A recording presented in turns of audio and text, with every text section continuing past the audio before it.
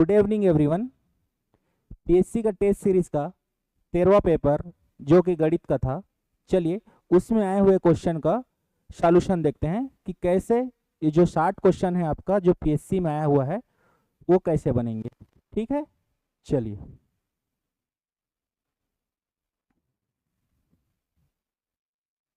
चलिए पहला क्वेश्चन देखते हैं। पहला क्वेश्चन यह है कि 25 की घात 25 को 26 से भाग देने पर शेष फल क्या होगा। यहाँ आपको क्या पूछा गया है, रिमाइंडर क्या होगा। देखिए यहाँ पे जो आपका नीचे में है वो क्या है, बड़ा है, और ऊपर वाला क्या है, छोटा है। कहने का मतलब यह है कि 25 की घात 25 और नीचे में क्या है आपका 26 है।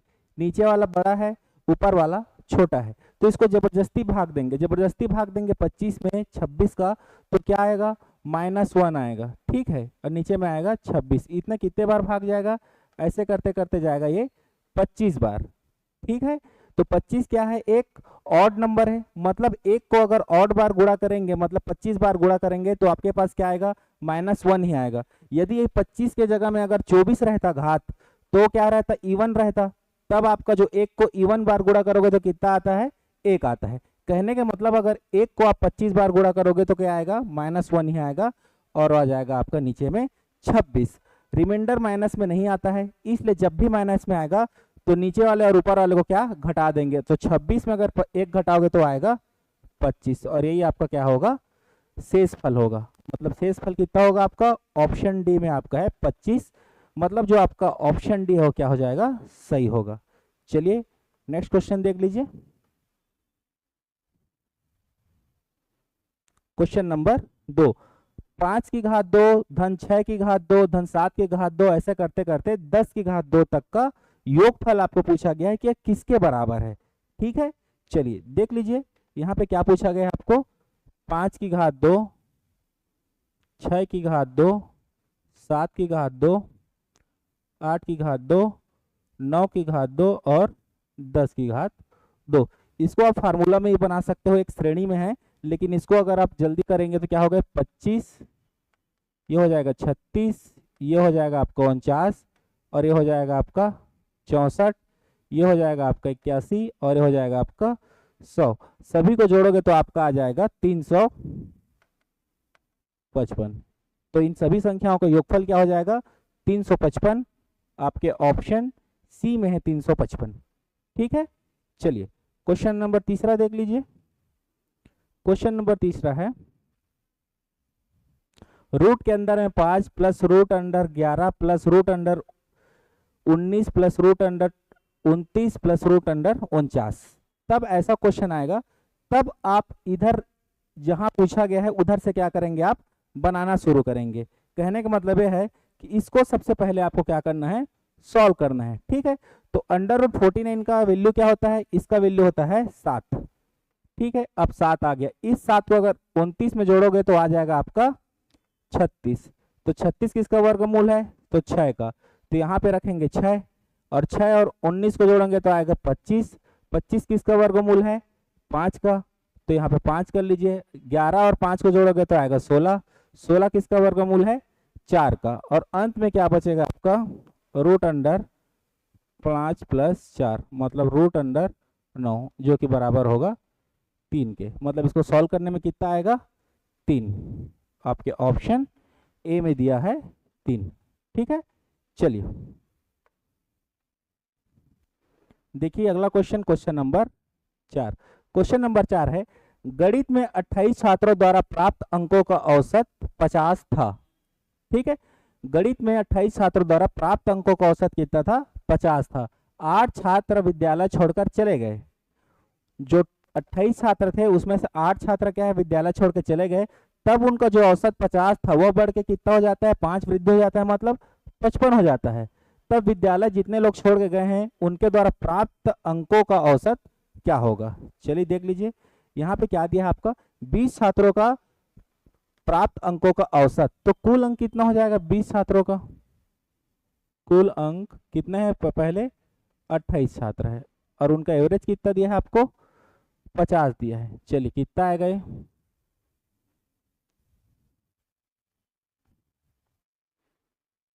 8 5 40 का शून्य हासिल 4, ये आ जाएगा 1400। ठीक है, उसके बाद क्या है, 8 छात्र विद्यालय छोड़ के चले गए, तो 28 में 8 छोड़ के चले गए तो कितने बचे, 20। और क्या बोला है, अगर 8 छात्र छोड़ के चले जाते हैं तो उनका जो औसत प्राप्तांक है 5 की वृद्धि हो जाती है। तो पहले कितना था, 50 था, अब 5 की वृद्धि हो जाएगा तो कितना हो जाएगा, 55। इसको सॉल्व करेंगे तो आएगा 1100। ठीक है, तब इनका टोटल 28 लोगों का प्राप्तांक कितना है, 1400 है, और 20 लोगों का प्राप्तांक कितना है, 1100 है। तो उन 8 लोगों का प्राप्तांक कितना हो जाएगा आपका 300। तो 8 लोगों का प्राप्तांक है आपका 300, तो इनका एवरेज कितना हो जाएगा, तो इसको करोगे आप 300 बटा 8, तो कितना आएगा 37.5। तो उन 8 जो लोग हैं जो विद्यालय छोड़ के चले गए थे, उनका एवरेज कितना हो जाएगा 37.5। किस में है, आपके ऑप्शन बी में है। ठीक है, चलिए नेक्स्ट क्वेश्चन देख लीजिए। क्वेश्चन नंबर है आपका 5। क्वेश्चन नंबर 5 है, मीरा तथा प्रिया की वर्तमान आयु का अनुपात क्रमशः 3:4 है। 10 वर्ष पूर्व इनकी आयु का अनुपात क्रमशः 4:7 था। तो 5 वर्ष बाद मीरा की आयु कितनी होगी। ठीक है, चलिए देख लीजिए क्या दिया गया आपको, मीरा तथा प्रिया,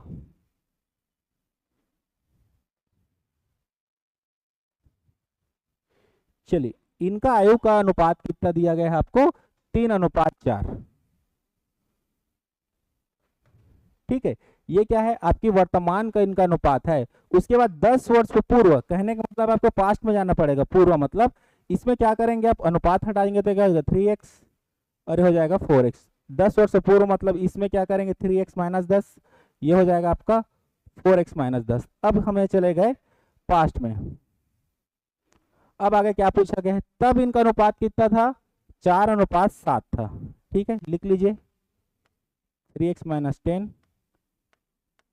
4x - 10, कितना था इनका अनुपात, 4:7 था। चलिए सॉल्व कर लीजिए इसको, 7 हो जाएगा 21x 70 16x - 40। चलिए इधर आएगा 21x - 16x, ये हो जाएगा उधर -40 प्लस 70। चलिए हो जाएगा आपका 5x 30, x बराबर आ गया आपका 6। अब आपको पूछा क्या गया है वो देख लीजिए, आपको पूछा गया है 5 वर्ष बाद मीरा की आयु कितनी होगी। तो वर्तमान में इसके मीरा की आयु कितना है आपका 3x है, और पूछा गया है 5 वर्ष बाद, मतलब आपको जाना पड़ेगा फ्यूचर में, तब क्या करेंगे आप 8 करेंगे, तब क्या होगा आपका 3x + 5। चलिए x की वैल्यू आपका कितना है 6 है, तो 6 × 6 6 तिया 18 प्लस 5, और 18 5 कितना हो जाएगा 23 वर्ष। तो मीरा का 5 वर्ष की बाद का उम्र कितना होगा 23 वर्ष। किसमें है आपके ऑप्शन ए में है। ठीक है, चलिए अगला क्वेश्चन देख लीजिए। क्वेश्चन नंबर 6, क्वेश्चन नंबर 6 है, यदि अनिल की ऊंचाई दीपक की ऊंचाई से 60% अधिक है तो दीपक की ऊंचाई अनिल की ऊंचाई से कितना प्रतिशत कम है। ठीक है, चलिए क्वेश्चन में क्या कहा गया आपको, अनिल की ऊंचाई दीपक की ऊंचाई से 60% अधिक है। तो दीपक की ऊंचाई को अगर 100 ले लेते हैं हम लोग, कितना मान लेते हैं 100, तो उससे 60% अधिक किसका है, अनिल की ऊंचाई है। अनिल की ऊंचाई से 60% अधिक है, मतलब कितना हो जाएगा 160 है। आगे क्या दिया गया है, तब दीपक की ऊंचाई अनिल की ऊंचाई से कितना प्रतिशत कम है। तो इन दोनों का अंतर कितना है, देख लीजिए 60 है, और किससे कम होगा 160 से कम होगा, तो नीचे में कितना आ जाएगा आपका 160। अब प्रतिशत में लाने के लिए क्या करेंगे, इसको 100% से क्या करोगे, गुणा करोगे। चलिए इसको सॉल्व कर लीजिए, इसको सॉल्व करेंगे तो आपका आएगा 37 सही 1/2%। ठीक है, कहने का मतलब है अनिल की ऊंचाई कितना प्रतिशत कम है, तो 37 सही 1/2% क्या है, कम है। किसमें है आपके ऑप्शन सी में है। चलिए देखिए अगला question, question number 7। Question number 7 है, एक व्यक्ति 2 वस्तुएं 19.99 रुपए प्रति वस्तु के दर से बेचता है। मतलब एक व्यक्ति 2 वस्तुएं खरीदता है और प्रत्येक वस्तुओं को 99 रुपए में क्या करता है, बेच देता है। उसके बाद आगे देखिए, उसे एक पर 10% का लाभ होता है तथा दूसरे पर 10% की हानि होती है। तो कुल दोनों वस्तुओं पर उसे क्या लाभ होगा या हानि होगा, वो हमको देखना है। कोई व्यक्ति है जो 2 वस्तुएं खरीदता है और दोनों वस्तुओं को 99 रुपए में क्या करता है, बेच देता है। तब एक में उसको क्या होता है 10 रुपए का क्या होता है प्रॉफिट चाहिए, और एक में क्या होता है 10% का नुकसान होता है। तो टोटल उसको लॉस हुआ कि प्रॉफिट हुआ है वो हमको क्या है निकालना है। चलिए, अगर कोई व्यक्ति है, उन्होंने दो वस्तु कितना करा, पहला 99 रुपये में और दूसरा भी क्या किया है 99 रुपये में, ये दोनों क्या है जी सेलिंग प्राइस है, ठीक है, क्योंकि क्या किया है उसको बेचता है। तो चलिए, उस पर क्या है हमको 10% क्या है लाभ। तो टोटल सेलिंग प्राइस कितना हो जाएगा आपका 198 हो जाएगा, दोनों को मिलाएंगे तब दोनों वस्तुओं का कुल योग कितना हो जाएगा 198 हो जाएगा। उसके बाद क्या कहे, एक में उसको 10% का क्या है लाभ, इस पे अगर मान लेते 10% का क्या होता है उसको लाभ होता है, और दूसरे पे क्या होता है उसको 10% का हानि होता है, ठीक है। तब टोटल उसको क्या है कितने प्रतिशत का लाभ हुआ, उसको लाभ हुआ या हानि हुआ हमको पूछा गया है। चलिए, इसका अगर होल वैल्यू निकालोगे तो क्या होगा ये आपका 1/10, और लाभ है तो उसको जोड़ दीजिए क्या हो जाएगा 11/10। इसमें हानि हो रहा है तो क्या होगा 1/10, और हानि हो रहा है तो ऊपर घटा दीजिए क्या होगा 9/10। उसके बाद देखिए 99, तो 99 में हम एसपी निकालेंगे तो क्या होगा ये 10/11, 11 99 मतलब क्या हो जाएगा ये 90 रुपए, ठीक है। उसके बाद अगर इसमें करोगे 10 99, ये हो जाएगा आपका 10/9, 9 कम 9 9 11, तो क्या हो जाएगा 110। ये दोनों क्या हो गए आपके कॉस्ट प्राइस हो गए, दोनों को जोड़िए कितना आ जाएगा ये 200 रुपए। तो दोनों को बेचा 198 रुपये में और खरीदा कितना में था वो दोनों को 100 रुपये में, तो उसको 2 रुपये का क्या हो गया हानि हो गया। देखिए ऑप्शन की इसमें 2 रुपये का लाभ हुआ, ये तो गलत है। उसके बाद देखिए 2 रुपये का हानि होता है, ये जो आपका ऑप्शन बी हो क्या हो जाएगा सही होगा, ठीक है। चलिए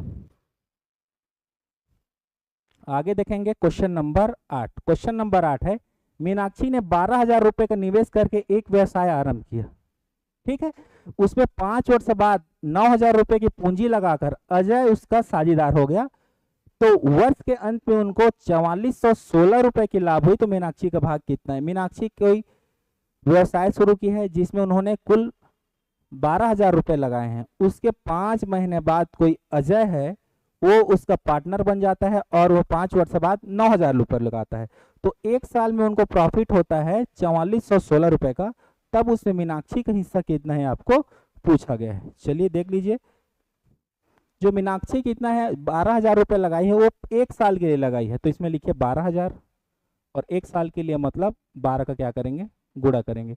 उसके बाद जो अजय है उन्होंने लगाया है 9,000 रुपये, और 9,000 लगाया है 5 महीने बाद, मतलब 5 महीने बाद मतलब कितने महीने के लिए एक साल में 7 महीने के लिए, तो क्या हो जाएगा 7, और दोनों का योग करके कितना आपको प्रॉफिट मिल रहा है 4416। चलिए तीनों जीरो से तीनों जीरो कट जाएगा, 3 तिया 9, 3 चौक हो जाएगा 12, 3 एकम 3, 3 चौक 12, 4 चौक 16, और ये हो जाएगा आपका 7 बराबर हो गए 4416। चलिए यहाँ से वो हटा दीजिए, अनुपात पे हो जाएगा कितना हो जाएगा दोनों को जोड़ के 23x बराबर 4416, तो x बराबर कितना हो जाएगा आपका 4416/23, ये तो आपका आ गया x की वैल्यू।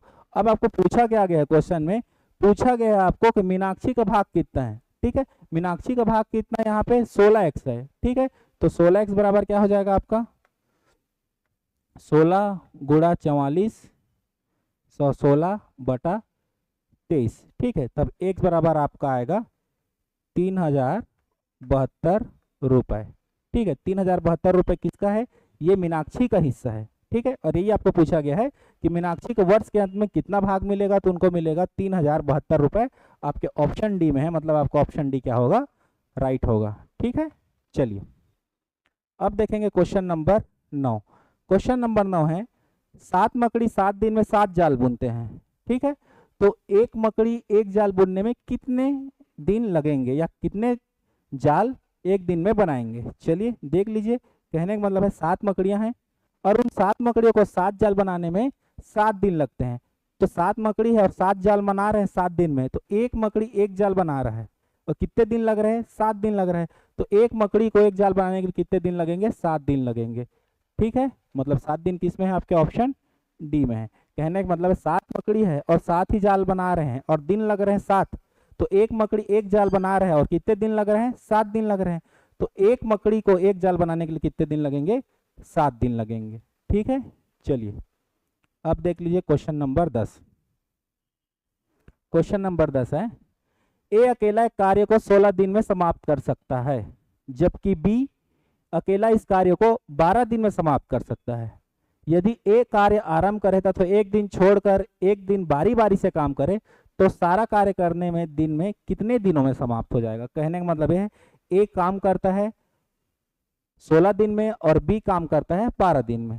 ठीक है, अब वो उस काम को दोनों करेंगे, लेकिन कैसे करेंगे, एक दिन ए करेगा, उसके बाद एक दिन बी करेगा, फिर ए करेगा, फिर बी करेगा, तो टोटल उस काम को करने में कितने दिन लगेंगे ये हमको पूछा गया है। चलिए देख लीजिए, इसमें क्या है आपका, ए को काम करने में कितना दिन लगता है 16, ए को कितना लगता है 16, और वहीं बी को उसी काम को करने में कितना दिन लगता है जी 12 दिन लगता है। चलिए दोनों के लिए एलसीएम कितना होगा, 48 होगा एलसीएम। तो 16 कितना, ये 3 बार में और ये कितना 4 बार में। कहने का मतलब है ए का एक दिन का काम कितना है 3 है और बी का एक दिन का काम कितना है 4 है। ठीक है, क्वेश्चन में कहा गया है कि ए काम को शुरुआत करेगा। चलिए ए काम को शुरुआत करेगा एक दिन, उसके बाद बी करेगा, फिर ए करेगा, फिर बी करेगा, फिर ए करेगा, फिर बी करेगा, फिर ए करेगा, फिर बी करेगा, क्योंकि अल्टरनेट में काम करना है। ए का एक दिन का काम कितना है देख लीजिए, वहाँ 3 है और बी का एक दिन का काम कितना है 4 है। मतलब 2 दिन में कितना काम हो रहा है 7 काम हो रहा है। चलिए 2 4 6 8 10 और 12, चलिए 12 हो गया, 7 काम होंगे 2 दिन में, तो टोटल डेज कितने हो गए 12 दिन हो गए, और काम कितना हो गया 7 कम 7 14 21 28 35 और 42, टोटल 42 काम हो गया, और दिन कितना हो गया हमारे पास 12। उसके बाद अगर 7 काम कराएंगे तो 48 से क्या हो जाएगा, ज्यादा हो जाएगा। अगर बी अंत में काम किया उसके बाद ए काम करेगा, ए कितना काम करेगा 3 दिन काम करेगा, 3 यूनिट काम करेगा, तो इसमें 3 जोड़ेंगे तो कितना हो जाएगा 45। उसके बाद ए एक दिन है तो कितना हो जाएगा 13 दिन हो जाएगा, क्योंकि ए एक दिन और काम करेगा।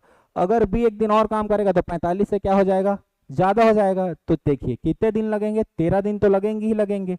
और कितना काम बच गया है, कितना काम बच गया है 4 काम बच गया है, और कितना है आपका बी का 3 दिन। मतलब ये क्या हो जाएगा आपका 13 सही 3/4 दिन लगेंगे उस काम को, अगर ए और बी अल्टरनेट डे पे क्या करेंगे, काम करेंगे। किसमें है, आपके ऑप्शन सी में दिया है 13 सही 3/4, ये उत्तर क्या होगा आपका, सही होगा।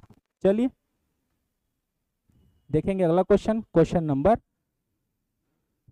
11, किसी टंकी का 3/5 भाग 10 मिनट में भर जाता है, शेष भाग को भरने के लिए कितना समय चाहिए। ठीक है, किसी टंकी का 3/5 भाग 10 मिनट में भर जाता है। ठीक है, एक टैंक है और उसका 3/5 भाग कितना लगता है 10 मिनट लगता है। कहने का मात है जो 3 हिस्सा है, 3 भाग को भरने में कितना लगता है जी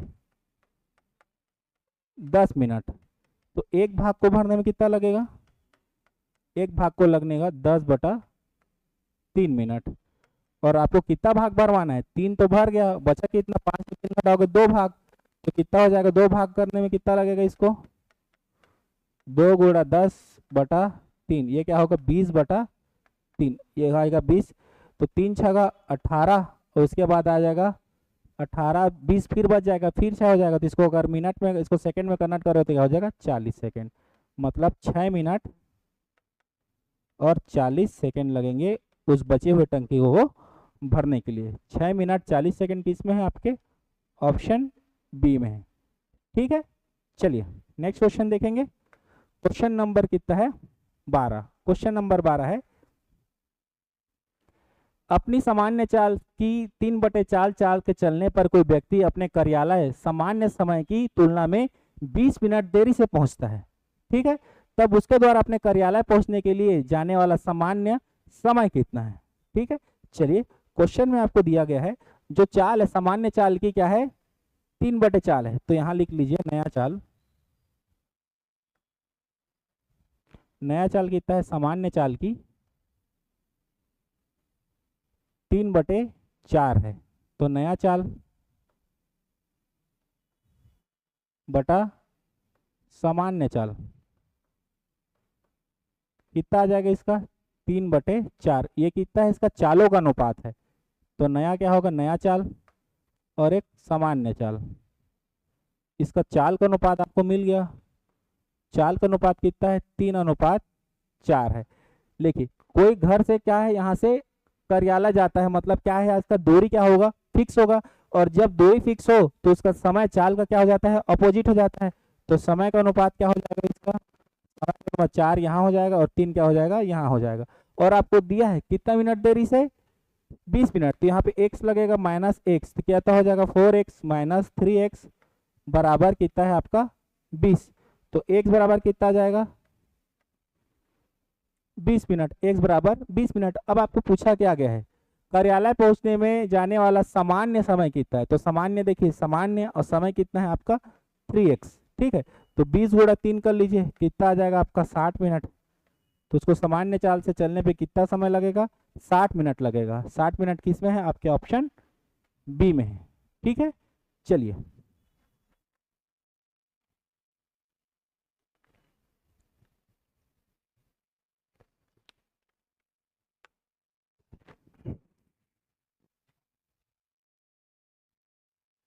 चलिए देखिए अगला क्वेश्चन, क्वेश्चन नंबर 13। 60 किलोमीटर प्रति घंटा की दर से गतिमान 750 मीटर की लंबी रेलगाड़ी को एक सिग्नल पोस्ट को पार करने में कितना समय लगेगा, ठीक है। एक रेलगाड़ी है जिसकी चाल कितनी है, 60 किलोमीटर प्रति घंटा है, और वो 750 मीटर लंबी रेलगाड़ी एक सिग्नल को पार करने में कितना समय लगेगा, ये आपको निकालना है। चलिए एक रेलगाड़ी है, समझिए ये रेलगाड़ी है जिसकी लंबाई आपको कितना देख रहा है, 750 मीटर। और ये क्या है, एक सिग्नल का पोल है, इसको क्या है, ट्रेन क्रॉस करेगा। ट्रेन पूरी अपनी लंबाई क्रॉस करेगा, तब टोटल दूरी कितना हो जाएगा, ट्रेन की लंबाई ही क्या हो जाएगा, टोटल दूरी हो जाएगा। चलिए यहाँ पे क्या होता है, फिर चाल बराबर क्या होता है आपका, दूरी बटा समय। चलिए चाल कितना दे रखा है आपको, 60, ठीक है।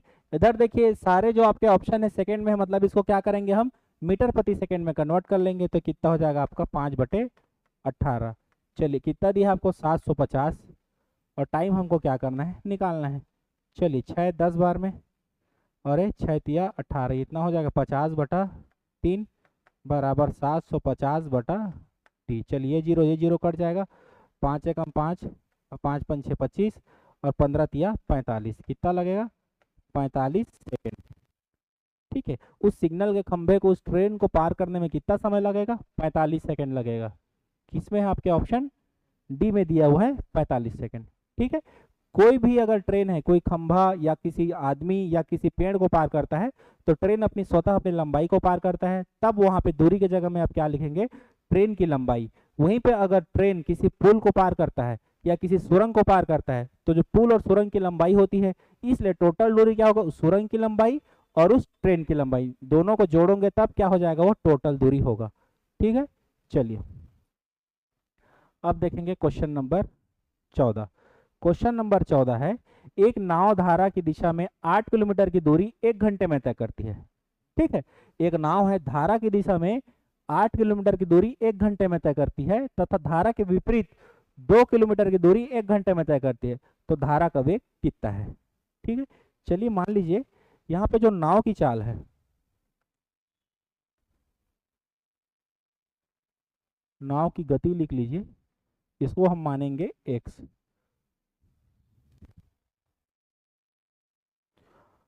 और धारा की गति,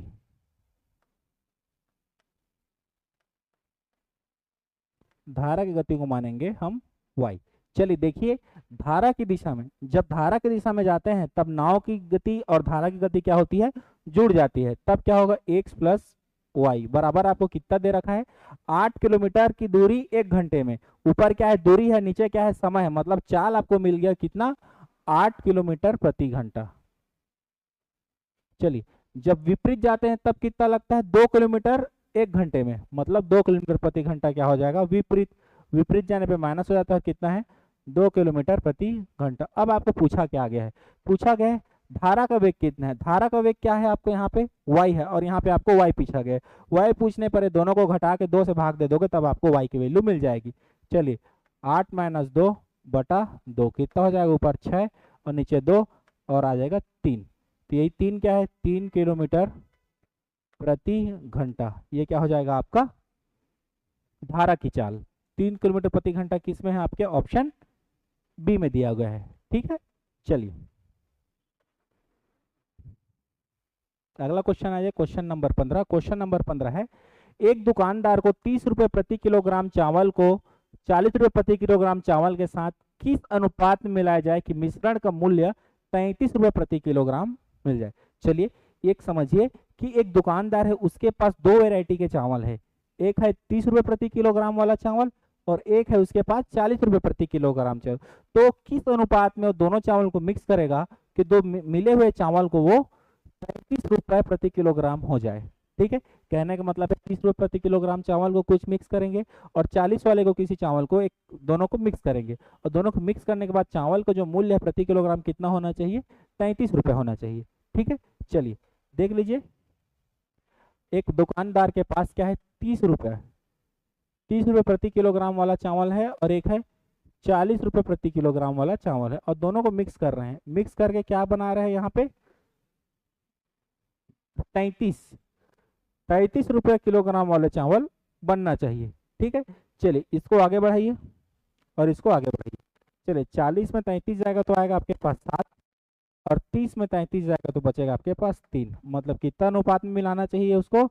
7:3 में। 7:3 किस में है? आपके ऑप्शन सी में है। मतलब उन दोनों चावल को 7:3 के रेशियो में मिलाने पे जो नया मिश्रण बनेगा जो चावल, उसका प्राइस कितना होगा? 33 रुपए प्रति किलोग्राम होगा। ठीक है, चलिए अब देखेंगे क्वेश्चन नंबर 16। क्वेश्चन नंबर 16 है, एक व्यक्ति ने 85 रुपए साधारण ब्याज पर 9% वार्षिक दर से उधार लिए और 2.5 वर्षों के अंत में उसे कितना धन वापिस देना होगा? कितना धन वापिस देना होगा कहने का मतलब है आपको मिश्र धन क्या है आपको पूछा गया है। एक तो क्या है, आप यहाँ से ब्याज निकाल लेंगे, उस ब्याज को मूलधन में जोड़ेंगे तो आपको मिल जाएगा मिश्र धन। चलिए देख लीजिए आपको क्या पूछा गया है यहाँ पे, मिश्र धन कितना होगा। तो यहाँ पे साधारण ब्याज क्या होगा? सिंपल इंटरेस्ट कितना हो जाएगा आपका? मूलधन गुणित दर गुणा समय बटा क्या हो जाएगा? 100। चलिए मूलधन कितना दिया यहाँ पे? 8500।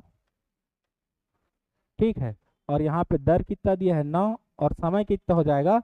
2 दूने 4 1 5/2 तो 5 2 क्या हो जाएगा? नीचे में आ जाएगा और 100। ये क्या हो जाएगा आपका? ए सही हो जाएगा। चलिए ए सही कितना हो गया देख लीजिए, ये दोनों जीरो से दोनों जीरो कटेंगे, ऊपर में हो जाएगा आपका 85 गुणा 45/2। चलिए गुणा कर लीजिए, 5 पंचे क्या हो जाएगा? 25, हासिल आया 2, 8 पंचे 40 और 2 42। चलिए नीचे 20 का शून्य हासिल 2 और 32 और 34, 5 2 8 3 कितना हो गया जी? 3825/2। चलिए अब सॉल्व कीजिए, 2 1 कम 2, 2 निया 18, 2 1 कम 2, 2 दूने 4.5। ये क्या हो गया आपका? ए सही हो गया। और आपको मूलधन पूछा गया है, तब इसमें आप प्रिंसिपल जो जोड़ देंगे तो क्या हो जाएगा आपका? मिश्र धन लिखेगा। तो आपको मूलधन है 8500 और इसमें जोड़ेंगे आप 1912.5। चलिए क्या हो गया? 5.21, ये हो जाएगा आपका 4 और ये हो जाएगा आपका 10। 10,412.5 रुपए। 10,412.5 रुपए किस में है? 50 पैसे आपके ऑप्शन ए में है। मतलब टोटल उसको अंत में 10,450 रुपए की धनराशि क्या करना होगा? वापस करना होगा। चलिए अब देख लीजिए क्वेश्चन नंबर 17। क्वेश्चन नंबर 17 है, एक व्यक्ति दो बैंक ए तथा बी से क्रमशः 5% तथा 10% साधारण ब्याज की दर से टोटल 9,000 रुपए का ऋण प्राप्त करता है। एक व्यक्ति है, दो बैंक से कितना प्राप्त करते हैं? 9,000 रुपए। ठीक है, एक बैंक का इंटरेस्ट रेट है 5% और एक बैंक का इंटरेस्ट रेट है 7%। ठीक है, तब आपको पूछा क्या गया है? 2 वर्ष के बाद पूरी राशि पर उसको 954 रुपए का ब्याज चुकाना पड़ता है। ठीक है, तब वो प्रत्येक बैंक से कितना ऋण प्राप्त किया है? ठीक है, कोई व्यक्ति है जो दो बैंक से ऋण प्राप्त करते हैं और टोटल ऋण का अमाउंट कितना है? 9,000 रुपए। तो जो बैंक ए है वो 5% इंटरेस्ट रेट लेते हैं और जो बैंक बी है वो 7% इंटरेस्ट रेट लेते हैं। दोनों को मिला के 2 वर्ष के पश्चात उसको ब्याज कितना देना पड़ता है? 954 रुपए ब्याज देना पड़ता है। तब आपको पूछा गया है कि बैंक ए से उसने कितना लोन लिया था और बैंक बी से उन्होंने कितना लोन लिया था। ठीक है, चलिए देख लीजिए, यहाँ पे कोई बैंक ए है और ये बैंक बी है। चलिए यहाँ पे देख लीजिए, यहाँ इंटरेस्ट रेट है यहाँ पे 5% और यहाँ पे कितना है 7%। ठीक है, तो अगर टोटल उन्होंने 9,000 रुपये लिया है, तो मान लीजिए बैंक ए उन्होंने एक्स लिया है, तो बैंक बी से कितना होगा, टोटल 9,000 है तो क्या हो जाएगा 9,000 माइनस एक्स। ठीक है, और दोनों को ब्याज जोड़ के कितना हो रहा है 954 रुपये। तो चलिए यहाँ का क्या होगा ब्याज PRT बटा 100 प्लस यहाँ का ब्याज कितना होगा PRT बटा 100, और दिया कितना है आपको 954 रुपये। ठीक है, यहाँ पे P कितना है देखिए, x माने है तो x हो जाएगा, रेट इतना यहाँ पे 5 और समय दे रखा है 2 वर्ष, बटा कितना हो जाएगा 100 प्लस यहाँ पे कितना है 9,000 माइनस एक्स, रेट है यहाँ पे 7% 2 वर्ष के लिए, और बटा क्या हो जाएगा 100 बराबर हो जाएगा 954। चलिए यहाँ पे क्या हो जाएगा, 2/10, 2/10 क्या 100 कॉमन है तो 2/100 कॉमन कर लीजिए, बचेगा यहाँ पे कितना 5x, और यहाँ पे बचेगा 7 7 6300,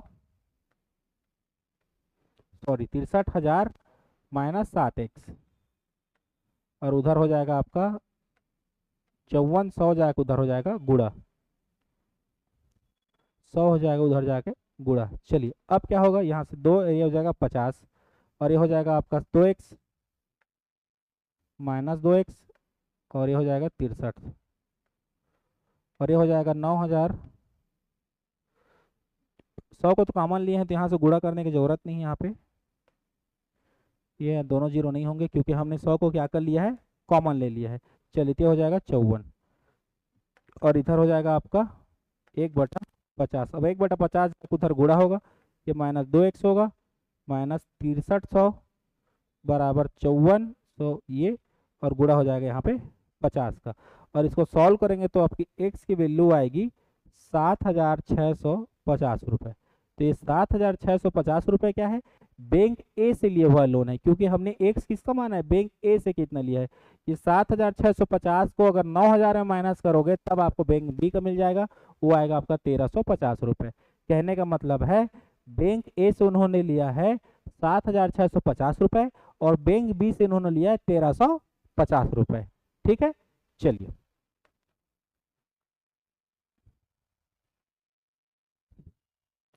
अब देख लीजिए क्वेश्चन नंबर 18। क्वेश्चन नंबर 18 है 16,000 रुपए का 5% वार्षिक दर से 9 माह का चक्रवृद्धि ब्याज कितना होगा, जबकि ब्याज की गणना त्रैमासिक हो। त्रैमासिक हो मैं तो कहने का मतलब है 3 महीने में ब्याज क्या हो जाएगा उसका मूलधन में जोड़ के फिर से क्या हो जाएगा वो मूलधन हो जाएगा। ठीक है, कहने का मतलब ब्याज को 3 महीने में क्या करना पड़ेगा चक्रवृद्धि ब्याज के हिसाब से लेना होगा, और टोटल कितने माह का 9 माह का, त्रैमासिक तो 3 में अगर 9 करोगे तो समय कितना हो जाएगा 3 हो जाएगा। चलिए यहाँ पे क्या हो जाएगा आपका CI कितना होगा, कंपाउंड इंटरेस्ट कितना होगा P1 + R/100 और की पावर n। चलिए यहाँ पे P कितना दे रखा है आपको 16,000 है। उसके बाद चलिए 1 5/100 की पावर, देखिए 9 माह का है और तिमाही करना है, 3 3 कम 3 3 तिया 9, तो कितना हो जाएगा आपका 3। चलिए अब ये हो जाएगा 16,000, ये हो जाएगा चलिए 5 20 बार में तो हो जाएगा 21/20, कितने बार 3 बार, क्योंकि पावर कितना है 3 है। चलिए ये तीनों जीरो से कट जाएगा, और 8 और 16 ये कितना कट के आ जाएगा 2। चलिए 2 गुणा 441 गुणा 21, ये हो जाएगा 2 8 8 गुणा 21। चलिए इसको गुणा कर लीजिए, ये हो जाएगा 2 8 8, चलिए 2 दूने 4 8 दूनी 16 8 और 1 17, तो कितना आ गया 2 12 की 2 हासिल 1 8 7 15 की 5 हासिल 1 और 8 और 1 18,512 रुपए क्या हो गया इसके कंपाउंड इंटरेस्ट हो गया। और आपको क्या पूछा गया है ब्याज पूछा गया। ये जो आता है ये आपका मिश्र धन इसमें जुड़ा हुआ है, तो हमको खाली इंटरेस्ट करना है, तो इसको आपको 16,000 में घटाना पड़ेगा, तो कितना हो जाएगा 18,522, ये हो जाएगा आपका 16,000। अगर इसमें घटा देंगे तब आपको ब्याज मिलेगा कितना 2 2 2 2 5 और 8 में अगर 6 जाएगा तो 2 और 1 कट गया, 2522 रुपये क्या हो जाएगा आपको ब्याज मिलेगा। 2522 कितना है, यही है आपका ब्याज 2522 रुपये। ठीक है, चलिए अब देख लीजिए क्वेश्चन नंबर 19। क्वेश्चन नंबर 19 है, उस आयत की परिमिति कितनी होगी जिसकी एक भुजा 10 सेंटीमीटर हो तथा विकर्ण कितना हो 26 सेंटीमीटर हो। ठीक है, चलिए आपको परिमिति मतलब क्या होता है, पेरीमीटर मतलब उसके चारों भुजाओं का योग क्या हो जाएगा, उसका परिमिति हो जाएगा। ठीक है, और यही आपको क्या पूछा गया है। चलिए एक आयत की परिमिति, एक आयत बनाएंगे और इसकी एक विकर्ण दिया है आपका 26, ये कितना दिया है 26। देखिए दूसरा भुजा है 10, मान लीजिए अगर ये इतना 26 है तो जो छोटा वाला भुजा है वही 10 होगा, क्योंकि वैल्यू 10 है, मतलब ये क्या होगा छोटा भुजा क्या हो जाएगा 10। ये वाला भुजा हमको क्या करना है, निकालना है। अगर ये वाला भुजा हमको मिल गया तब हम क्या करेंगे, इस आयत की क्या कर निकाल लेंगे, परिमिति निकाल लेंगे। चलिए तो यहाँ होगा कर्ण का वर्ग मतलब 26 का वर्ग बराबर इसका 10 का वर्ग प्लस इसको अगर x मान लें तो x का वर्ग। यह क्या पाइथागोरस से हो गया, ये होगा 676, ये हो जाएगा 100 प्लस x का वर्ग। चलिए 100 इसमें जाएगा तो कितना होगा 576 x का वर्ग।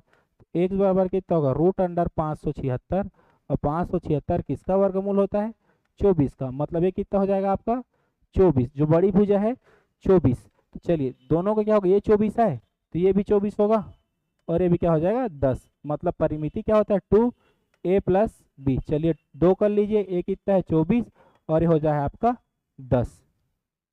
ठीक है, 24 और 10 34 और कितना हो जाएगा ये 68। 68 क्या हो जाएगा, इसका आयत का क्या निकल जाएगा, परिमिति निकल जाएगा, मतलब कितना होगा 68 सेंटीमीटर क्या हो जाएगा, इस आयत का परिमाप होगा 68 सेंटीमीटर।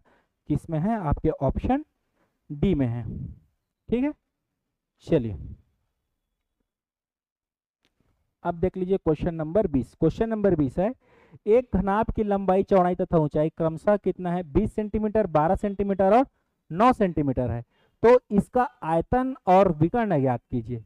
ठीक है, घनाभ की लंबाई चौड़ाई और ऊंचाई आपको दे रखा है और आपको पूछा गया इसका आयतन निकालना है और इसका विकर्ण निकालना है। ठीक है, चलिए घनाभ एक ऐसी 3D आकृति है जिसकी एक लंबाई है और चौड़ाई और ऊंचाई, और सब फलक क्या होंगे, एक आयत होंगे, और इसमें कितने फलक होते हैं 6 फलक होते हैं। चलिए यहाँ पे बताते हैं, ये क्या है, एक घनाभ हम ड्रॉ कर रहे हैं। क्या बना रहे हैं, घनाभ। चलिए ये आपकी घनाभ है, ये इसमें दिया क्या किया गया है आपको देख लीजिए। इसकी लंबाई दे रखा है आपको 20 सेंटीमीटर, यहाँ से यहाँ तक की कितना है 20 सेंटीमीटर इसकी लंबाई है। चौड़ाई कितना दे रखा है 12 सेंटीमीटर, ये चौड़ाई है, ये कितना है आपको 12 सेंटीमीटर, और ये ऊंचाई कितना दे रखा है आपको, ऊंचाई दे रखा है 9 सेंटीमीटर। ठीक है, तब इसका वॉल्यूम क्या हो जाएगा, इसका आयतन क्या हो जाएगा, इसका वॉल्यूम होता है LPH। चलिए L कितना है 20, 12 और ऊंचाई कितना है 9। ठीक है, सबको गुणा करेंगे तो आएगा 2160 सेंटीमीटर क्यूब। ये किसका क्या हो जाएगा, वॉल्यूम हो जाएगा। देखिए किसमें है 2160 क्या है, दोनों में है। अब हमको क्या करना पड़ेगा, इसका विकर्ण निकालना है। विकर्ण क्या होगा इसका, यहाँ से यहाँ तक की दूरी क्या होगा, इसकी विकर्ण होगी। विकर्ण का फार्मूला क्या होगा, √L² + B² + H²। चलिए कर लीजिए, देखिए L का स्क्वायर मतलब 400 हो जाएगा, B कितना है 1200 144 और H कितना है 9 9 या 81, कितना हो जाएगा 81। चलो सबको जोड़ेंगे तो कितना हो जाएगा 625, और 625 किसका वर्गमूल होता है 25 का, मतलब विकर्ण किस में है कितना है 25, और 25 किस में, इसमें है, इसमें है, लेकिन हम वॉल्यूम कितना निकाले हैं,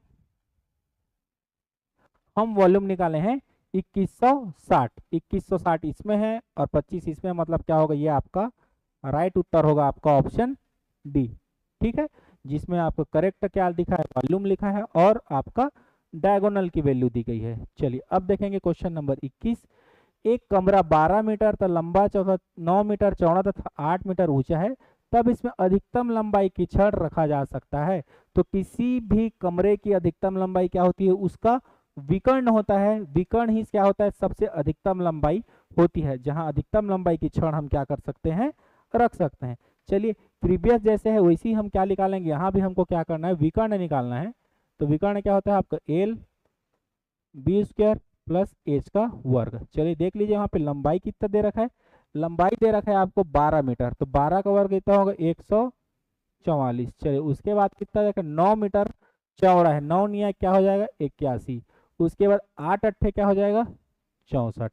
चलिए अब इसको सॉल्व कीजिए, कितना आएगा जोड़िए, 4 1 5 और 4 9, 6 4 10 और 1 18 की 8 और ये 289 मतलब कितना हो जाएगा 17 मीटर। 17 मीटर क्या होगा लंबाई का क्षण क्या है उस कमरे में रखा जा सकता है, 17 मीटर। ठीक है, चलिए अब देखेंगे क्वेश्चन नंबर 22। क्वेश्चन नंबर 22 है, किसी घन की प्रत्येक भुजा में अगर 50% की वृद्धि हो तो उसके सतह के क्षेत्रफल में कितने प्रतिशत की वृद्धि होगी। मतलब कोई घन है जिसके प्रत्येक भुजा में क्या किया जाता है 50% की वृद्धि की जाती है, तब पूछा गया है कि उसके सरफेस में कितने प्रतिशत की वृद्धि होगी या उसके क्षेत्रफल में कितने प्रतिशत की वृद्धि होगी। चलिए देख लीजिए, अगर घन है, चलिए एक घन बनाते हैं। घन क्या है, घन एक घनाभ के जैसे होती है, लेकिन इसमें क्या है लंबाई चौड़ाई और ऊंचाई क्या होती है, तीनों क्या होती है बराबर होती है।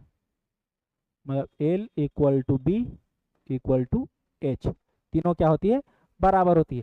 चलिए अगर शुरू पोजीशन में हम इसको 100 माने तो ये भी क्या होगा 100 और ये भी क्या होगा 100, तो इसका क्या हो जाएगा 100 गुणा 100, तो कितना हो जाएगा 10,000। चलिए अगर 50% बढ़ा दे, मतलब एक बड़ा घन बना लेते हैं जिसमें क्या है उसकी प्रत्येक भुजा क्या होती है 50% बढ़ जाती है, तो 100 का 50% बढ़ जाएगा तो कितना हो जाएगा 150, तो ये भी कितना हो जाएगा 150। तब इसका एरिया कितना होगा 150 गुणा 150 225 और ये हो जाएगा 00। तब कितना बढ़ा है देख लीजिए, बढ़ा कितना है, ये दोनों जीरो कटेगा और ये कटेगा आपका 20 4 45 और कितना बढ़ा है यहाँ पे, कितना बढ़ गया है 125% क्या है बढ़ा है। क्यों 125% बढ़ा है, क्योंकि प्रत्येक भुजाओं को क्या किया है हमने 50-50% क्या है बढ़ा है। तो पहले अगर एक भुजा 100 है तब इसका एरिया की 10,000, अब 150 है तो 225, और दोनों में कितना वृद्धि है वो देख लीजिए, कहने का मतलब है 225 00 और 10,000। चलिए देख लीजिए 0 0 5 2 1 125 12,500 क्या है बढ़ा है। और किससे बढ़ा है देख लीजिए, बढ़ा किससे है जी 10,000 से बढ़ा है, तो क्या हो जाएगा 10,000। और प्रतिशत में लाने के लिए 100% क्या करें गुणा 1 2 1 2 1 2 1 2, बचा कितना 125%। 125% किस में है आपके ऑप्शन बी में दिया गया 125%।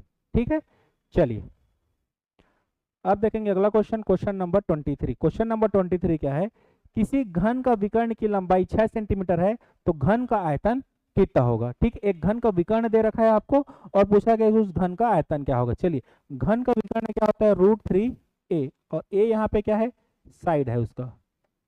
चलिए तो √3a क्या होगा 6 सेंटीमीटर दिया है, तो a बराबर क्या होगा 6/√6। 6 को लिख सकते हैं 2 गुणा 3 बटा √3, और 3 को लिख सकते हैं 2 गुणा √3 गुणा √3 बटा √3। चलिए √3 कटेगा, ये आएगा 2√3 बराबर क्या हो जाएगा ए की वैल्यू मिल गई आपको a√3। और आपको पूछा क्या गया है आयतन, तो घन का आयतन क्या होता है a का क्यूब। चलिए कर लीजिए 2√3 का क्या करेंगे क्यूब करेंगे। चलिए तो 2 कितने बार गुणा होगा 3 बार, और इसका क्यूब करेंगे तो 3√3 हो जाएगा। चलिए 2 2 4 2 8 8 या 24, ये हो जाएगा 24 और √3, मतलब उस घन का आयतन कितना हो जाएगा 24√3 सेंटीमीटर क्यूब क्या हो जाएगा उस घन का आयतन हो जाएगा। चलिए देखिए अगला question, question number 24। Question number 24 है, एक समद्विबाहु त्रिभुज एबीसी में AB बराबर AC दिया है 13 सेंटीमीटर। ठीक है। और ए से बीसी पर डाला गया लंब एडी की लंबाई आपको दे रखी है 5 सेंटीमीटर, तब आपको पूछा गया बीसी की लंबाई क्या होगी। समद्विबाहु त्रिभुज का मतलब क्या होता है, जिसकी दो भुजाएं क्या होती है, बराबर होती है। और उसको क्वेश्चन में दे रखा है आपको दोनों भुजा कौन कौन सी है। देखिए दोनों भुजा क्या है, ए बी, मतलब यहां से ए से बी और बी से सी, ये दोनों क्या दी है आपको 13 सेंटीमीटर दिया, मतलब ये कितना है 13 सेंटीमीटर है, ये भी कितना है 13 सेंटीमीटर है। और आपको दिया है ए से बीसी पे डाला गया लंब कहाँ पे मिलता है, डी, और एडी की लंबाई आपको दे रखा है कितना 5 सेंटीमीटर। और आपको पूछा है यहाँ से यहाँ तक की बीच की दूरी कितनी होगी। चलिए ये लंब है मतलब 90 डिग्री में होगा। यहाँ पे दो समकोण त्रिभुज बन रहे हैं, तो एक समकोण त्रिभुज में पाइथागोरस लगा के हम उसका बेस निकाल लेंगे। चलिए तो यहाँ पे कितना होगा, 13 का वर्ग कितना हो जाएगा 169, 5 का वर्ग कितना हो जाएगा 25, प्लस यहाँ तक बी डी का वर्ग, चलिए ये कितना हो जाएगा 144 बराबर बी डी का वर्ग। तो बी डी बराबर क्या होगा, रूट अंडर 144 बराबर कितना हो जाएगा 12। कहने का मतलब यहाँ से यहाँ तक की दूरी 12 है, तो यहाँ से यहाँ तक की दूरी भी कितना होगा 12, और टोटल बी सी बराबर कितना होगा B D plus D C, B D 12 है और डी सी भी 12 है, मतलब टोटल कितना आ जाएगा आपका 24 सेंटीमीटर। 24 सेंटीमीटर क्या होगा आपका, बी से सी तक की दूरी होगा 24 सेंटीमीटर। ऑप्शन डी में है आपका 24 सेंटीमीटर। ठीक है, चलिए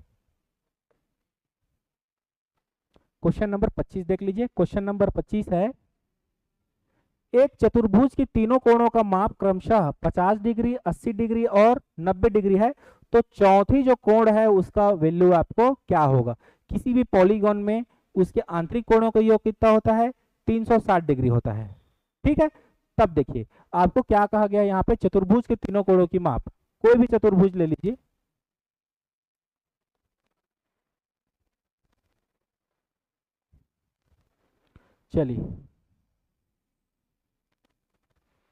चलिए चतुर्भुज है ए बी सी डी। यहाँ पे देखिए तीन भुजा कितना दिया 50, ये हो जाएगा आपका 80 और ये हो जाएगा आपका 90, और ये आपको पूछा गया है।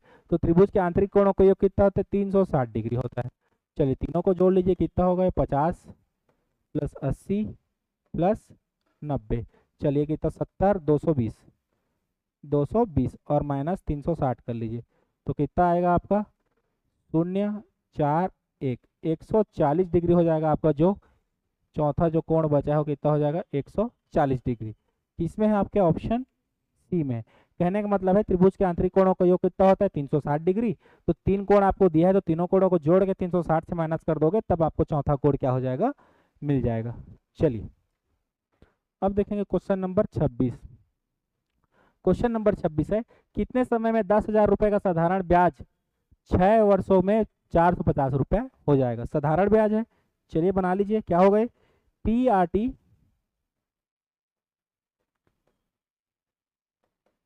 ए सही। चलिए पी कितना दे रखा है आपको 10,000, चलिए आर कितना दे रखा है आपको 6%, और आपको टाइम क्या है निकालना है।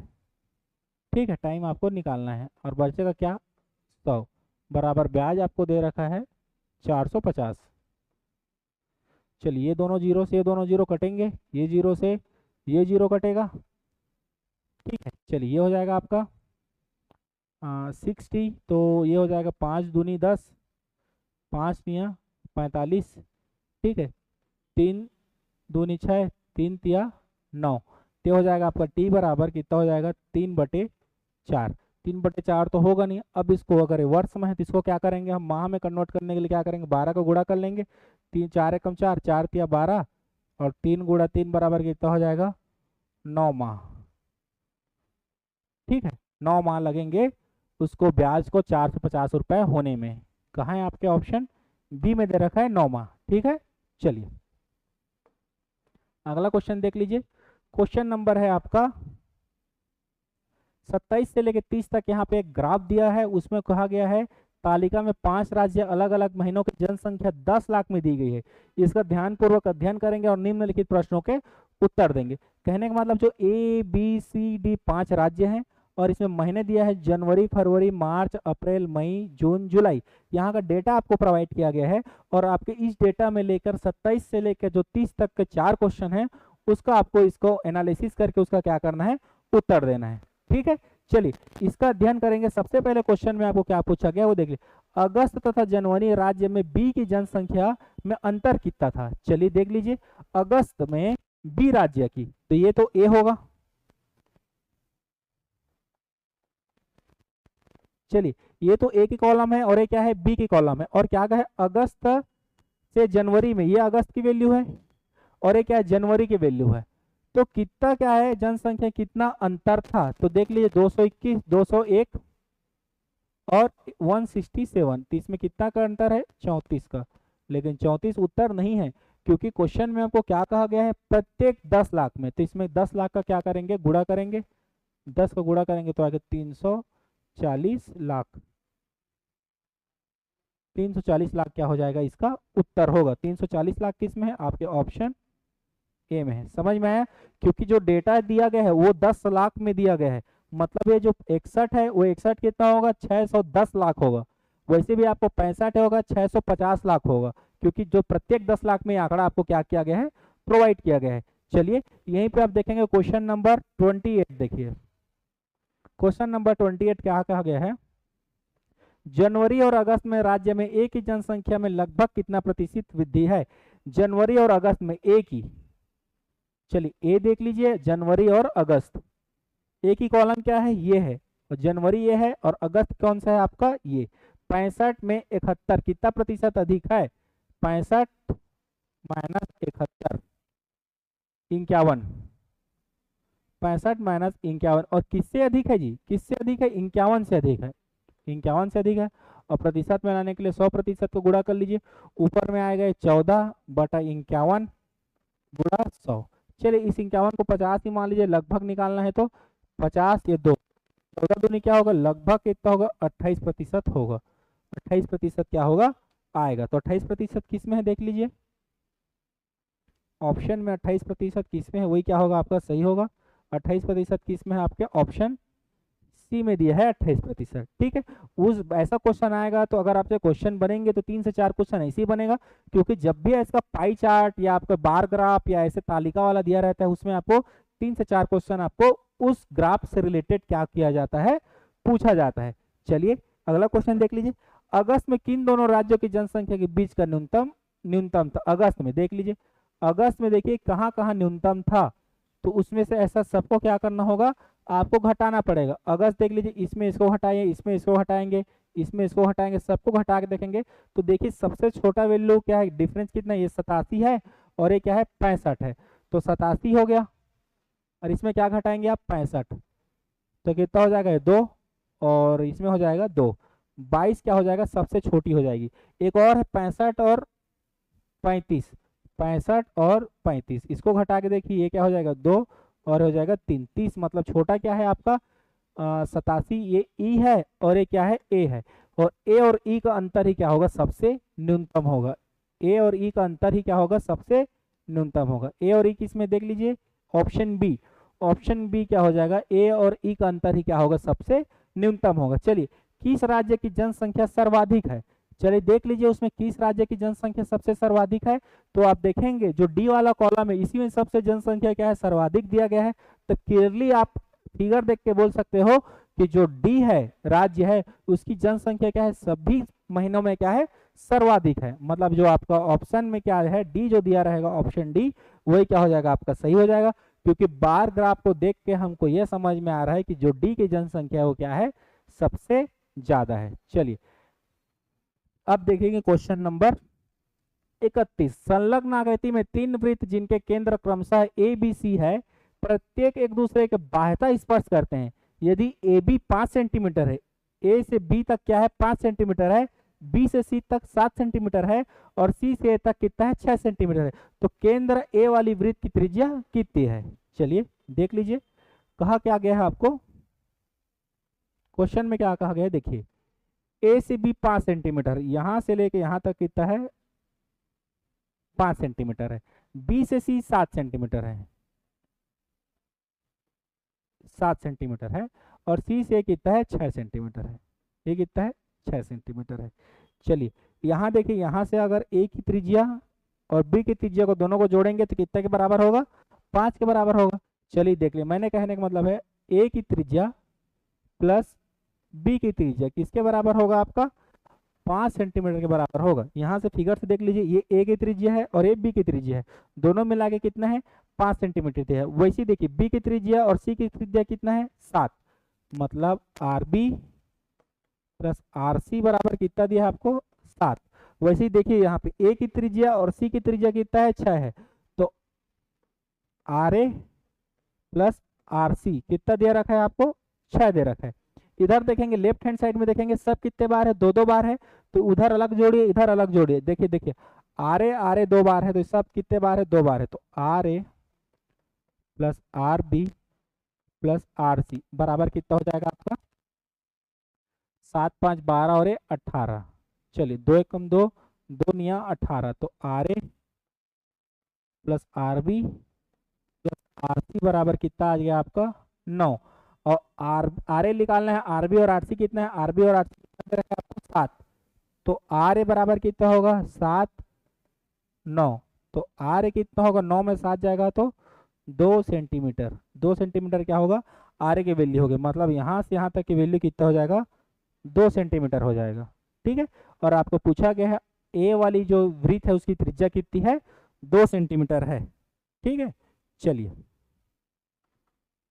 इसका उत्तर क्या हो जाएगा 2 सेंटीमीटर किसमें है आपके ऑप्शन बी में है।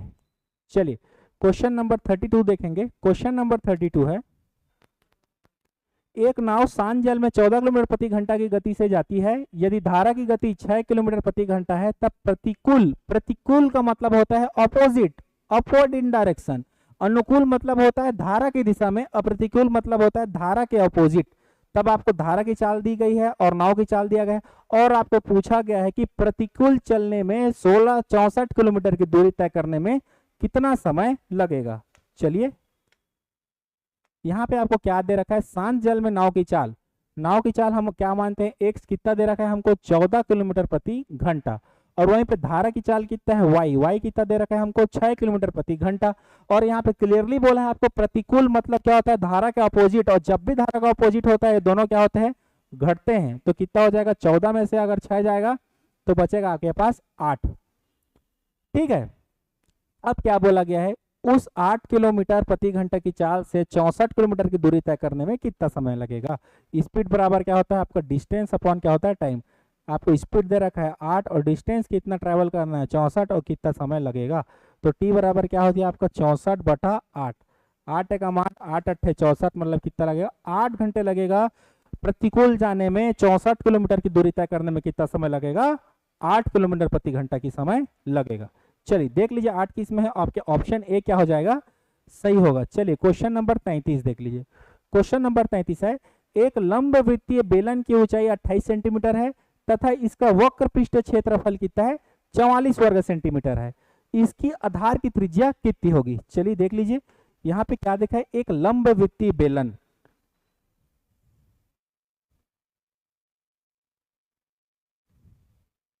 लंब वृत्तीय बेलन, ये बेलन है, इसकी ऊंचाई कितना दे रखा है आपको 28 सेंटीमीटर, ये दे रखा है आपको 28 सेंटीमीटर, और आधार की त्रिज्या कितनी दे रखी है आपको त्रिज्या निकालना है। इसका टोटल सरफेस एरिया देखा रहा है आपको 44 सेंटीमीटर वर्ग। चलिए इसका वक्र पृष्ठीय क्षेत्रफल क्या होता है 2 जो दिया है आपको 44, चलिए 2 हो जाएगा, पाई का वैल्यू हो जाएगा आपको 22/7, आर हमको निकालना है और एच कितना दे रखा है आपको 28 बराबर 44। चलिए 22 दूनी 44 से कटेगा, ये 44 कट जाएगा, 7 एकम 7 7 चौक 28, तो आर बराबर कितना हो जाएगा 1/4 सेंटीमीटर। 1/4 सेंटीमीटर क्या होगा इस जो वक्र वृत्तीय बेलन है उसकी त्रिज्या कितनी हो जाएगी 1/4 सेंटीमीटर। ऑप्शन ए में दिया है आपका 1/4 सेंटीमीटर। चलिए अगला क्वेश्चन देखेंगे, क्वेश्चन नंबर 34। क्वेश्चन नंबर 34 है, एक घन का संपूर्ण पृष्ठ 600 वर्ग सेंटीमीटर है, इसके विकर्ण की लंबाई कितनी होगी। इसके जस्ट एक और हमने घन वाला क्वेश्चन सॉल्व किया जिसमें हमको पता है कि घन का संपूर्ण पृष्ठ कितना होता है आपका 6a² बराबर कितना दिया है आपको 600। 600 इधर कट जाएगा, a² बराबर कितना आ जाएगा आपका 100, तो a बराबर आ जाएगा आपका 10, और वहीं पर उसका डायगोनल कितना होता है डायगोनल कितना होता है आपका √3a। चलिए √3 तो आपका √3 और एक कितना है आपका 10, मतलब क्या हो जाएगा 10√3 क्या हो जाएगा इसका विकर्ण हो जाएगा 10√3। 10√3 किस में है आपका आपके ऑप्शन सी में दिया है 10√3। ठीक है, चलिए अगला क्वेश्चन देख लीजिए, क्वेश्चन नंबर 35। क्वेश्चन नंबर 35 है, यदि √5 की घात n है तब आपको 25 दिया गया है तो n की वैल्यू आपको निकालना है। चलिए क्या दिया, √5 की घात n बराबर कितना है 125। बोथ साइड का वर्ग कर देंगे तो कितना होगा, ये 5 की घात n हो जाएगा और इधर हो जाएगा 125 की पावर 2। चलिए इधर बेस को बराबर करने के लिए उधर भी क्या करेंगे 5 की पावर में लिख लेंगे, तो 5 दिया ऐसे हो जाएगा और ये हो जाएगा 2। चलिए 5 की घात हो जाएगा n, ये हो जाएगा 5 की घात 6, 3 दूनी 6, दोनों बेस बराबर है, मतलब n बराबर कितना हो जाएगा 6। n बराबर कितना हो गया 6। किस में दिया है आपके ऑप्शन बी में दिया है n = 6। ठीक है, चलिए अब देखेंगे क्वेश्चन नंबर 36। क्वेश्चन नंबर 36 है, 12,000 रुपए की राशि ए बी सी में 8:5:3 के अनुपात में बांटा गया है, तब ए और सी के भागों का अंतर कितना है। चलिए देख लीजिए, टोटल आपको दिया है 12,000, किसमें अनुपात में है ए बी सी में, ए बी सी किस अनुपात में 8:5:3। चलिए अनुपात हटा लेते हैं, क्या होगा 8x 5x + 3x और कितना दिया है वैल्यू इसका 12,000 रुपए। कितना दिया है जी इसका 12,000 रुपए। चलिए जोड़ लीजिए 8 5 13 और 16x बराबर कितना हो जाएगा 12,000 रुपए। तो x बराबर कितना हो जाएगा आपका 12,000/16। ये क्या हो गया, आप x की वैल्यू मिल गई। और आपको पूछा गया a और c का अंतर। a देखिए a 8 है और c कितना है 3 है, तो कितना होगा 8 में 3 जाएगा तो 5x। तो हमको निकालना है 5x की वैल्यू, तो हो जाएगा 12,000/16 गुणा 5। तो x बराबर कितना हो जाएगा, x बराबर हो जाएगा आपका 3750। 3750 क्या हो जाएगा आपकी s की वैल्यू होगी, किसमें है आपके ऑप्शन ए में दिया है 3750। ठीक है, चलिए अब देखेंगे क्वेश्चन नंबर 37। क्वेश्चन नंबर 37 है, दी गई आकृति में वृत्त का केंद्र O है। O क्या है, वृत्त का केंद्र है। यदि BCD आपको 120 दिया है और ABD का मान हमको निकालना है। चलिए इस क्वेश्चन में आपको क्या पूछा गया है कि आपको ABD की वैल्यू निकालनी है। ABD मतलब आपको ये वाला एंगल क्या करना है, फाइंड आउट करना है। चलिए ये जो AB है क्या है, केंद्र से होकर गुजर रहा है, तो केंद्र से होकर गुजरने वाली जो जीवा है उसको क्या कहते हैं हम, व्यास।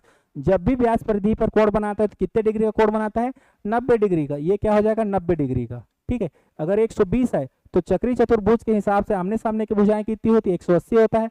अगर आपका 20 है तो कितना हो जाएगा 60 हो जाएगा। 60 और 90 कितना हो जाएगा आपका 150, और 150 180 में जाएगा कितना हो जाएगा 180 में अगर माइनस करोगे 150 का तो बचेगा कितना जी 30 डिग्री। तो यही हो जाएगा आपका 30 डिग्री।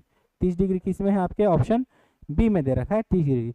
कहने का मतलब है कि किसी भी व्यास द्वारा परिधि पर बनाया गया कोण 90 डिग्री का होता है और चक्री चतुर्भुजों के आमने सामने के भुजाओं का योग कितना होता है 180 डिग्री का होता है। ठीक है, चलिए अब देखेंगे अगला question, question number 38। Question number 38 है, ए बी दोनों मिलकर किसी कार्य को 10 दिन में समाप्त करते हैं। ए अकेले इस काम को 15 दिन में समाप्त करता है, बी अकेले इस काम को कितने दिन में समाप्त कर पाएगा। चलिए देख लीजिए, यहाँ आपको क्या देखा है, ए और बी मिलाकर किसी काम को 10 दिन में समाप्त करते हैं। ए प्लस बी ये दोनों मिलकर किसी काम को कितने दिन में समाप्त करते हैं 10 दिन में। लेकिन अकेला ए इस काम को कितने दिन में करता है 15 दिन में। अकेला इस काम को कितने दिन में करता है 15 दिन में। दोनों का एलसीएम ले लीजिए कितना होगा 30। तो टोटल वर्क कितना है हमारे पास, टोटल वर्क है हमारे पास 30। तो चलिए इसका क्या होगा 30 में 10 जाएगा तो 3 यूनिट और 30 में जाएगा तो 2 यूनिट। कहने का मतलब है ए एक दिन का काम कितना करता है 2 करता है। वहीं पे अगर ए एक दिन का काम 2 करता है तो टोटल काम 3 है, तो बी कितना करेगा 1 करेगा। और बी एक दिन में 1 करता है, टोटल काम कितना करना है 30, तो कितने दिन लगेंगे बी को 30 दिन लगेगा।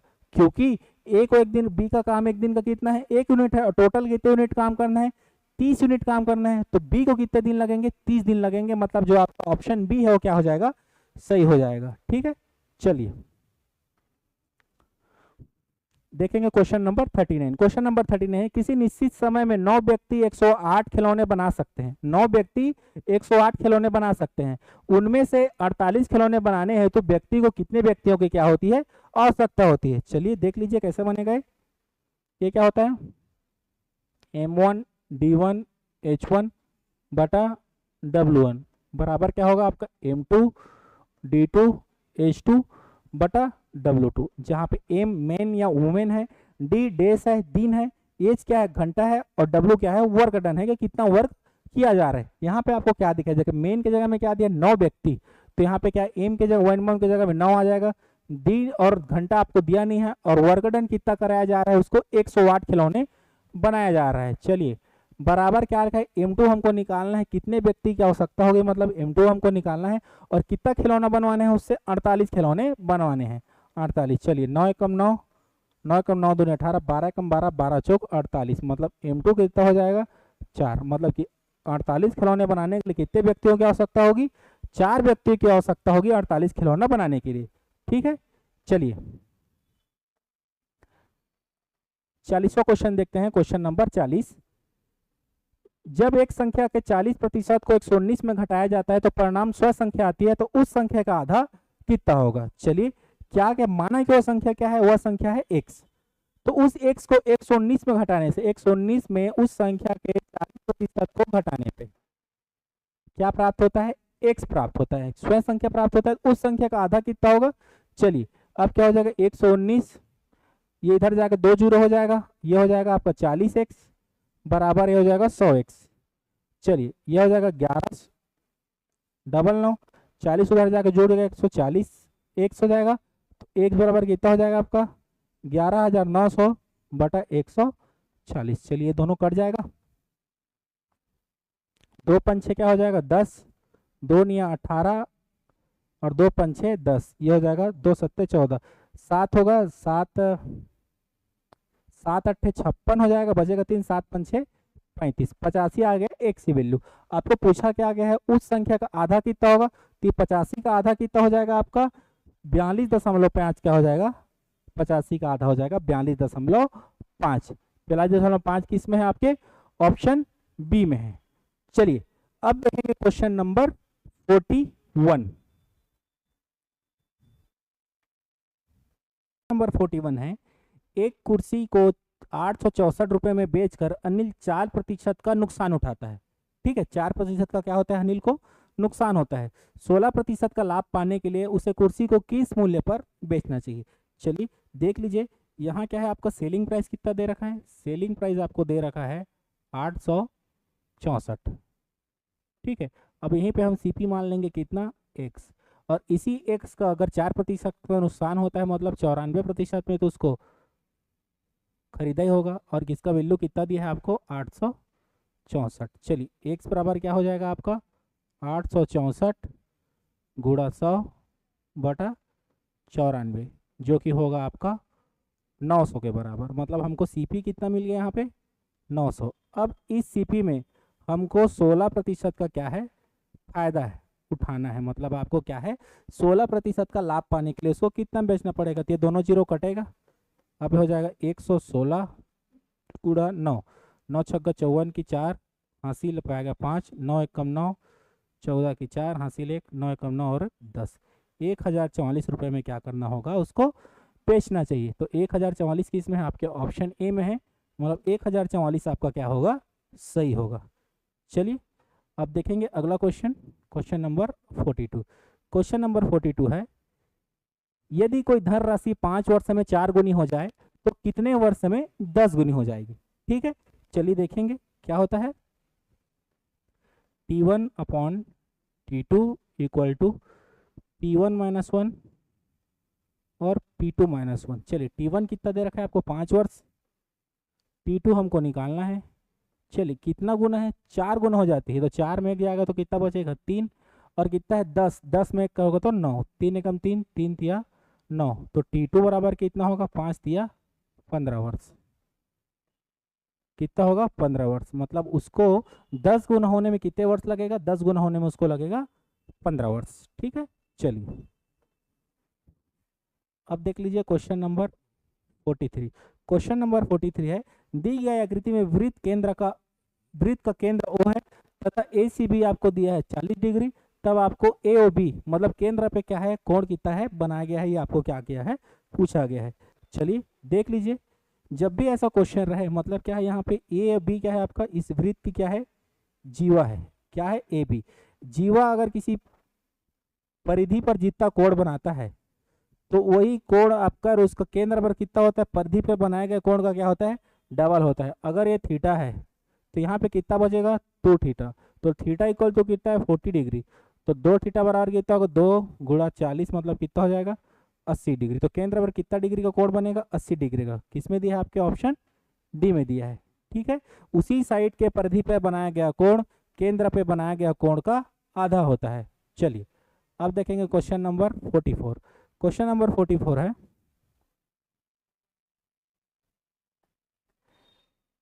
8,000 रुपए का 5% वार्षिक दर से 3 वर्ष का चक्रवृद्धि ब्याज क्या होगा।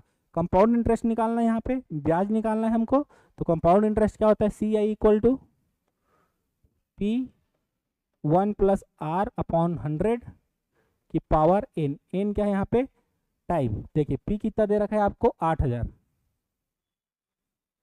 चलिए 1 प्लस कितना प्रतिशत है, 5%, 5/100 और कितने वर्ष के लिए दिया है जी, 3 वर्ष के लिए। चलिए तो कितना होगा, 5 एकम 5, 20 बार में तो हो जाएगी 21/20, ये हो जाएगा आपका 8,000। 21/20 कितने बार गुणा होगा, 3 बार, क्योंकि इसकी पावर कितनी है, 3 है, तो क्या होगा 21/20। ठीक है, चलिए ये पूरा कट जाएगा, 2 दूने 4 दूनी 8, ये पूरा कट जाएगा। 21 कितना हो जाएगा, 441 गुणा 21। चलिए देख लीजिए कितना आएगा, ये होगा 441। ठीक है, 441 हो गया है, 2 8 और 8। चलिए 441 गुणा 2 8 8, चलिए 1 6 8 4 12 2 हासिल 1, 9,261 रुपए क्या हो जाएगा, इसका कंपाउंड इंटरेस्ट में मिलेगा। तो कंपाउंड इंटरेस्ट क्या होता है आपका, मिश्र धन और ब्याज का क्या होता है, मिक्स होता है वो। तो इसमें अगर हम उसके मूलधन को घटा दें तब हमको कितना ब्याज हो मिल जाएगा। जैसे कि 9261 है, इसमें हम अगर 8,000 घटा दें तब कितना बचेगा, 1 6 2 1 1261 रुपये। 1261 रुपये क्या होगा, ब्याज होगा। 1261 किस में है आपके, ऑप्शन सी में है। ठीक है, जो कंपाउंड इंटरेस्ट होता है वो क्या होता है, आपके ब्याज और मूलधन जुड़ते हुए जाता है, और आपको यहाँ पे खाली ब्याज पूछा गया है तो मूलधन को क्या करना होगा, उसमें माइनस करना होगा। ठीक है, चलिए देखते हैं अगला question, question number 45। Question number 45 है, एक बस A से B की ओर 6 बजे सुबह 60 किलोमीटर प्रति घंटा की गति से चलना शुरू किया तथा दूसरी बस B से A की ओर 50 किलोमीटर प्रति घंटा की गति से सुबह 8 बजे चलना शुरू किया। यदि A से B के बीच की दूरी 450 किलोमीटर है तब दोनों बस एक दूसरे को कितने समय में मिलेंगे। चलिए बनाते हैं, बस A B की ओर, देखिए यहाँ पे A है और A क्या है, B है। A से 6 बजे सुबह कितना, 6 बजे सुबह एक बस B की ओर निकलती है कितना, 60 किलोमीटर प्रति घंटा की चाल से। ठीक है, और B से A सुबह कितना, 8 बजे, 8 बजे निकलता है कोई B से A की ओर 50 किलोमीटर प्रति घंटा से, 50 किलोमीटर प्रति घंटा से। ठीक है, और दोनों बीच की दूरी कितना दी है आपको, 450 किलोमीटर। तो पूछा गया कि कितने समय बाद ये दोनों बसें या दोनों क्या है बस एक दूसरे को कितने समय बाद मिलेंगे। चलिए देखिए, जो बस A से निकल रहा है वो 6 बजे निकल रहा है और बस B से निकल रहा है वो 8 बजे निकल रहा है। मतलब जो A से निकल रहा है बस वो 2 घंटे अकेले चलेगा, तो अगर वो 1 घंटे में 60 किलोमीटर चल रहा है तो 2 घंटे में कितना चले जाएगा, 120 किलोमीटर। तो मतलब कहीं ना कहीं वो 120 किलोमीटर दूरी 8 बजे तक क्या कर लेगा, तय कर लेगा, 8 AM तक। चलिए तो बीच का डिस्टेंस कितना बच जाएगा हमारे पास, 330 किलोमीटर। चलिए अब दोनों बस एक दूसरे की आमने सामने क्या है, आना चालू करेंगे, क्योंकि 8 बज गया है। बस A से B की ओर जाएगा और B से A की ओर एक बस आएगा। तो चलो अगर दोनों की दिशा अपोजिट है तब दोनों का जो क्या बोलते हैं, जो रिलेटिव वेलोसिटी हो क्या होगा, V1 प्लस V2 हो जाएगा, क्योंकि दोनों क्या है अपोजिट है। तो कितना है, एक 60 है और एक कितना है 50 है, तो कितना हो जाएगा 110। किलोमीटर प्रति घंटा। चलिए ये तो हो गया आपकी रिलेटिव वेलोसिटी। अब v इक्वल टू क्या होता है आपका d अपॉन टी। चलिए v आपको मिल गया है 110 और वहीं पे डिस्टेंस आपके पास है 330 बटा टी। तो टाइम कितना आ जाएगा आपका 330 बटा 110, मतलब 3 घंटे बाद मिलेंगे। चलिए 8 बजे शुरू किया था, 8 के बाद 9, 10, 11 बजे सुबह दोनों बस एक दूसरे को क्या करेंगे, मिलेंगे। तो 11 बजे सुबह क्या है 11 AM। ऑप्शन सी क्या हो जाएगा आपका, राइट हो जाएगा, क्योंकि 3 घंटे बाद मिलेंगे। 8 बजे तो दोनों एक दूसरे की ओर आना शुरू किए थे, तब कितना हो जाएगा 3 घंटे बाद, 8 3 11, मतलब सुबह 11 बजे क्या होंगे, दोनों बस आपस में मिलेंगे। चलिए देखेंगे क्वेश्चन नंबर 46। क्वेश्चन नंबर 46 है, एक जीप कार का पीछा कर रही है तथा जीप 5 किलोमीटर आगे है। उनकी चाल क्रमशः 90 किलोमीटर प्रति घंटा और 75 किलोमीटर प्रति घंटा है। तब जीप कार को कितने समय बाद पकड़ लेगी। चलिए अगर एक जीप कार का पीछा कर रही है, एक जीप कार का पीछा कर रही है, मतलब कार आगे होगा, जीप क्या होगा, पीछे होगा। चलिए ये कार होगा और ये क्या होगा, जीप होगा, इस डायरेक्शन में जा रहे हैं। चलिए एक चीज होगी, अगर कार का स्पीड ज्यादा होगा, जीप का कम होगा, तो कार को जीप कभी पकड़ नहीं पाएगा। इसलिए यहाँ पे दिया है 90 किलोमीटर क्या हो जाएगा आपका, जीप की चाल हो जाएगी, और 75 किलोमीटर क्या हो जाएगा आपका प्रति घंटा कार की चाल होगी। और आपकी दोनों के बीच की दूरी कितना दे रखा है आपको, 5 किलोमीटर। ठीक है, तो चलिए कार भी दूसरी डायरेक्शन में जा रहा है, उसी डायरेक्शन में जीप भी जा रहा है। जब दोनों का डायरेक्शन सेम होता है तब क्या होता है, जो वेलोसिटी होता है वो क्या होता है, घट जाता है।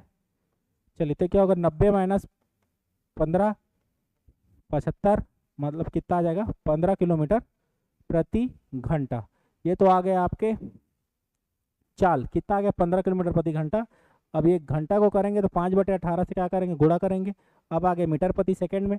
अब बीच की दूरी, सॉरी ये भी किलोमीटर में दिया है, इसको किलोमीटर में रहने दीजिए। चलिए ये हो गया आपका 15 किलोमीटर प्रति घंटा, बराबर आपकी डिस्टेंस कितना दे रखा है 5 किलोमीटर, और नीचे में कितना दे रखा है आपका समय हमको निकालना है।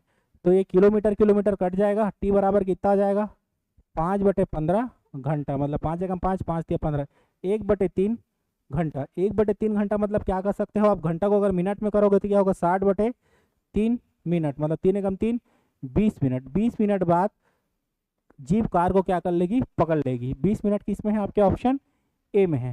ठीक है, चलिए अब देखेंगे अगला question, question number 47। Question number 47 है, दो संख्याओं का योग 90 है, यदि उनमें से एक संख्या दूसरी संख्या से 16 अधिक है तो वह संख्या क्या होगी। चलिए देख लीजिए, कहने क्या मतलब है, दो संख्याओं का योग 90 है।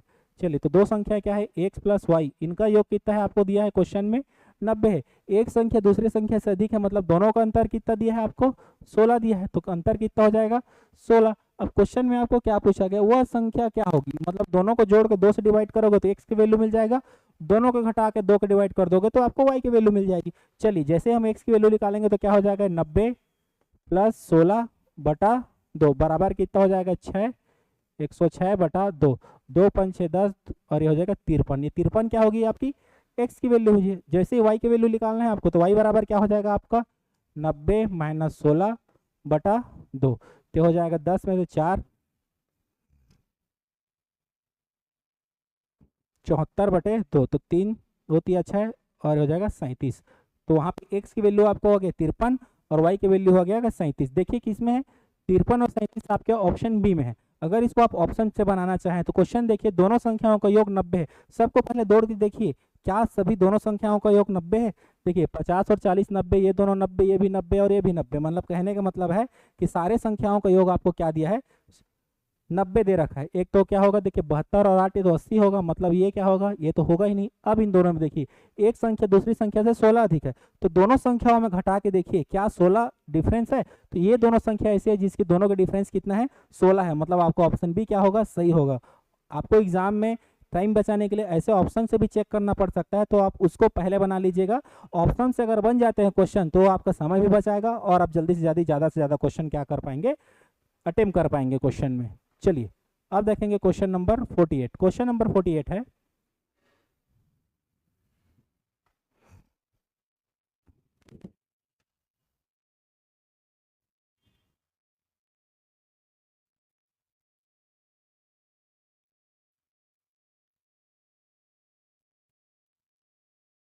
क्वेश्चन नंबर 48, ए बी और सी डी क्या है, दोनों पैरेलल है। यहाँ देखिए ए बी और सी डी क्या है, दोनों पैरेलल है।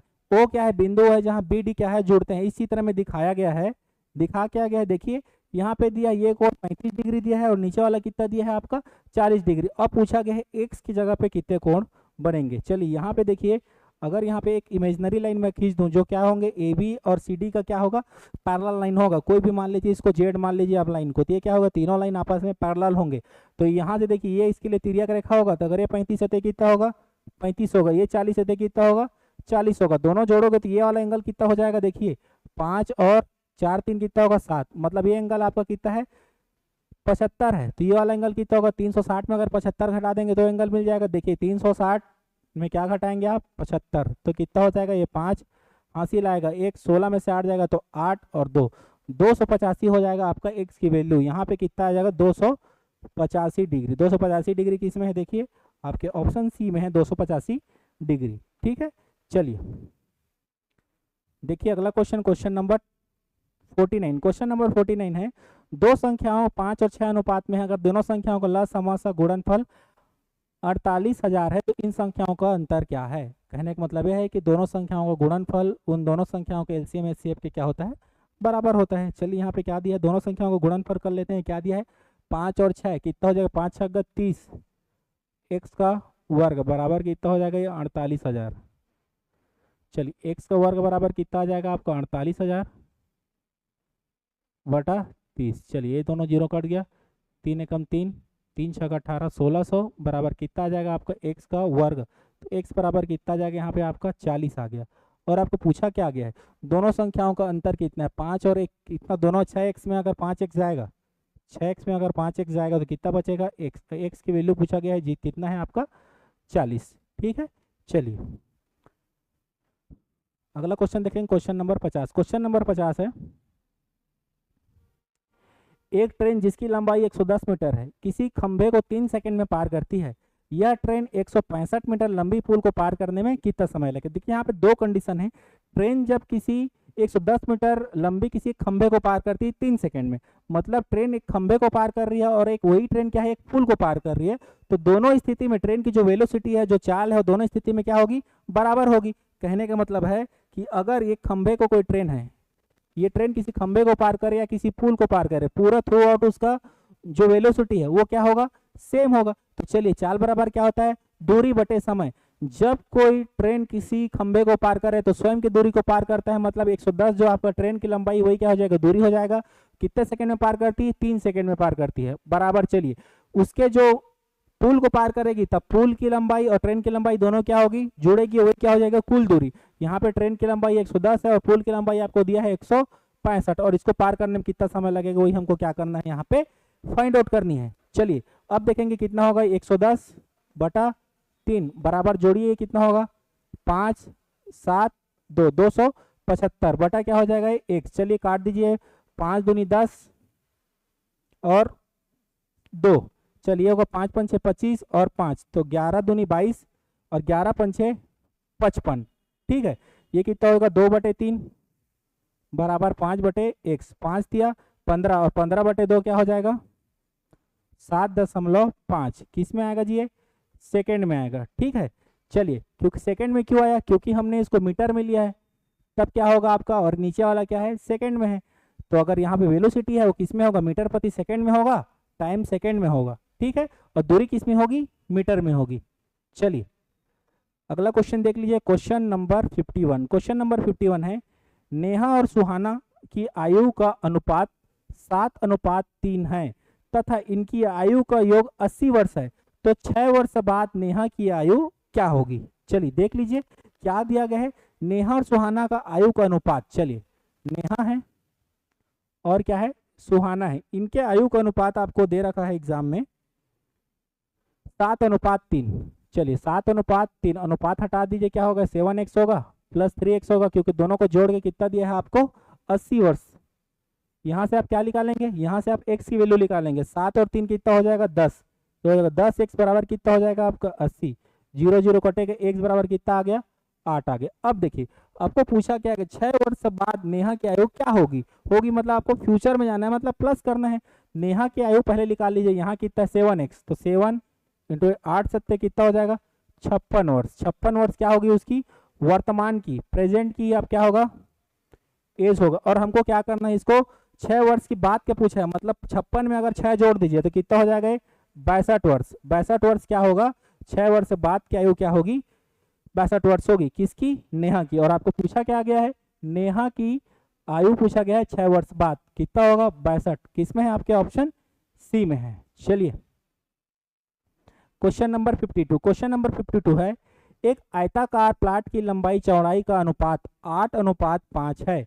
यदि चौड़ाई लंबाई से 60 मीटर अधिक है कम है तो आयताकार प्लाट के परिमाप कितना होगा। देखिए एक आयताकार क्या है, एक प्लॉट है जिसकी लंबाई चौड़ाई का अनुपात आपको दे रखा है 8:5 और उसकी चौड़ाई और लंबाई का अंतर दे रखा है आपको 60।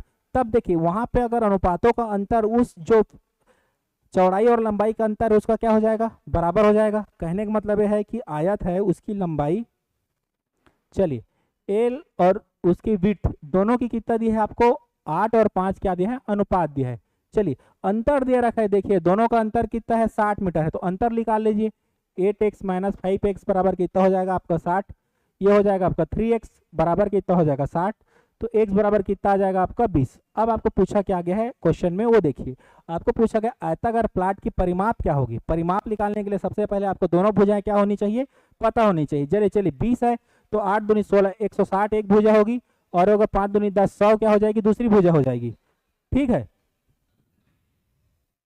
चलिए तब क्या होगा दोनों भुजाएं आपको मिल जाएगी, तब आप क्या इसका निकाल सकते हैं परिमाप निकाल सकते। परिमाप क्या होता है 2a + b। चलिए 2 हो जाएगा, a कितना दिया है आपको 160 + 100 कितना हो जाएगा 260। 260 में अगर 2 का गुणा करोगे तो कितना आएगा 6 दूनी 12 की 2 हासिल 1 4 1 5 520 क्या हो जाएगा इसकी परिमाप होगी। 520 किस में है आपके ऑप्शन सी में दिया है 520 मीटर। यह क्या हो जाएगी इस आयताकार प्लॉट की क्या हो जाएगी परिमाप हो जाएगी।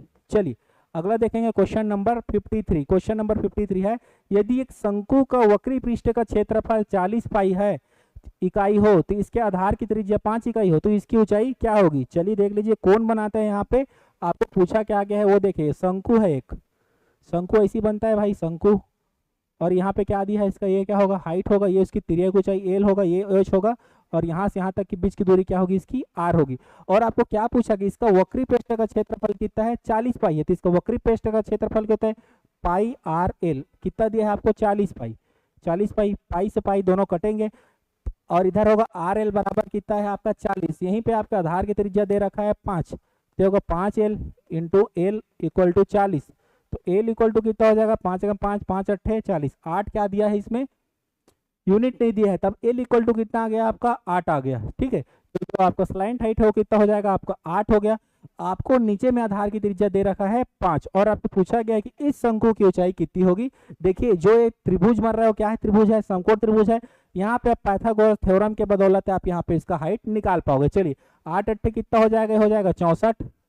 64 में 5 5 से 25 घटा दो कितना हो जाएगा आपका 64 में अगर 25 घटाओगे तो आएगा ये 29। चलिए ठीक है 29 आ गया तो किसका बराबर होगा ये आपका एज का स्क्वायर। तो एज बराबर क्या होगा √39।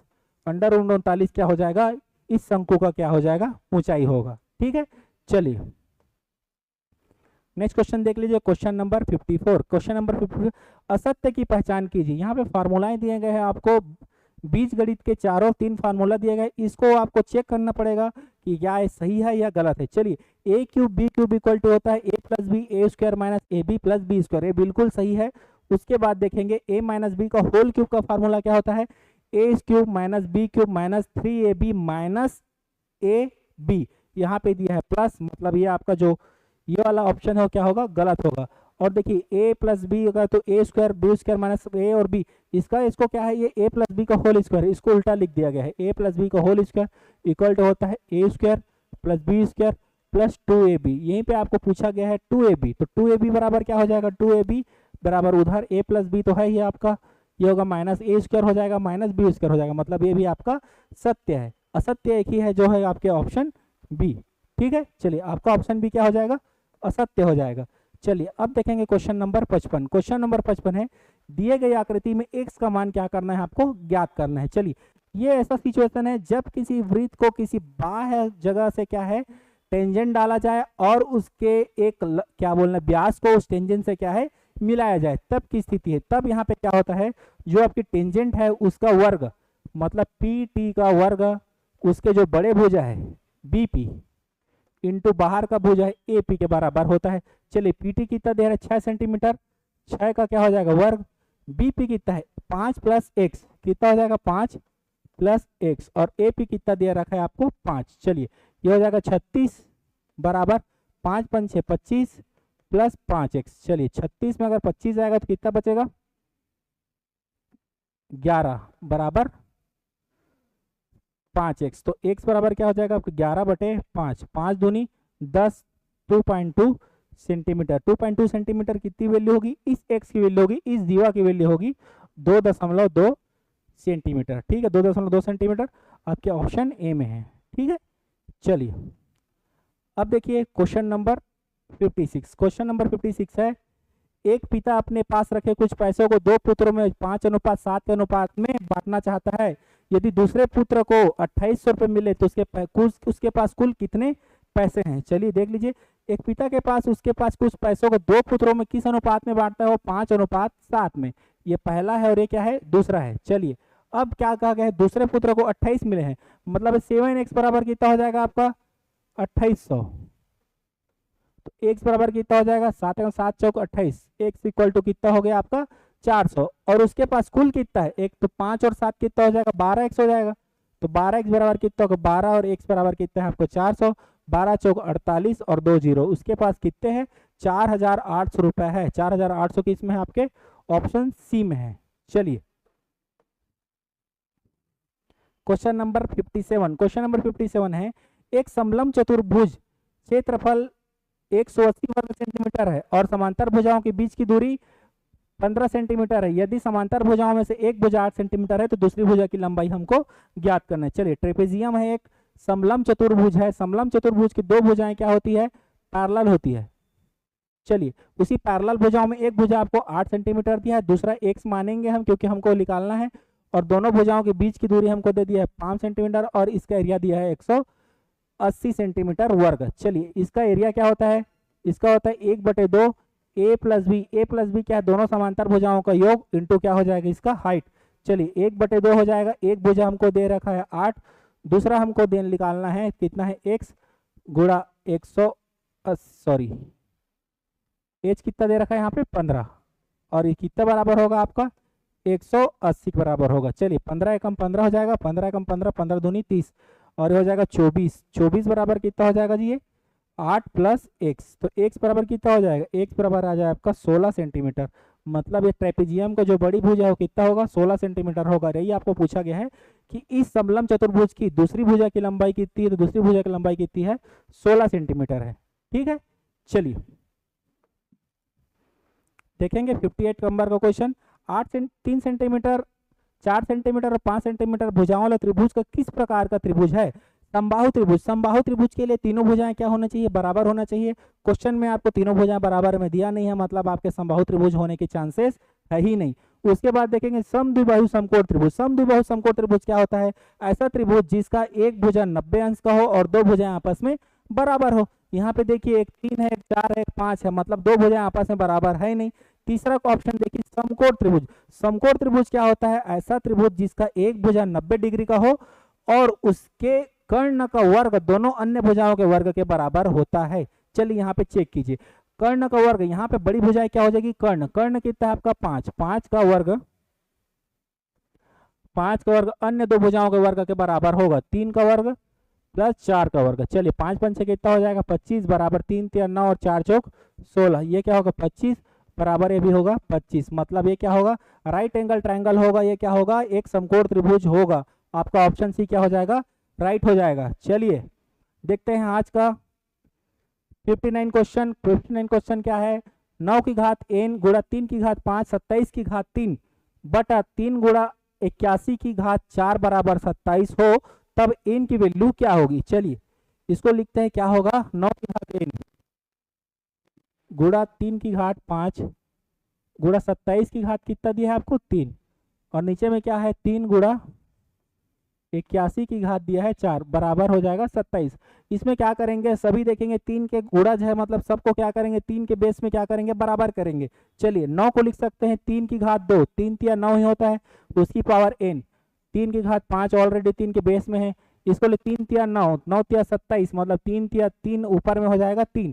ठीक है, मतलब तो एक ही है। चलो नीचे में लिख लीजिए 3, 81 का होता है 3 का पावर 4 और ऊपर में क्या है आपका 4 बराबर का होगा 27 को लिख सकते हैं 3 की घात 3, क्योंकि 3 तिया 9, 9 तिया 27। ठीक है, अब देखेंगे इसको सॉल्व करिए, जब दोनों पावर में होता है तो क्या हो जाएगा, दोनों गुणा हो जाएगा। 3 की पावर क्या हो जाएगा 2n गुणा 3 की घात 5 गुणा 3 तिया 9, तो 3 की घात कितना हो जाएगा 9 बटा नीचे में देख लीजिए 3 गुणा 3 की घात क्या 4 चौक 16 बराबर का होगा 3 की घात 3।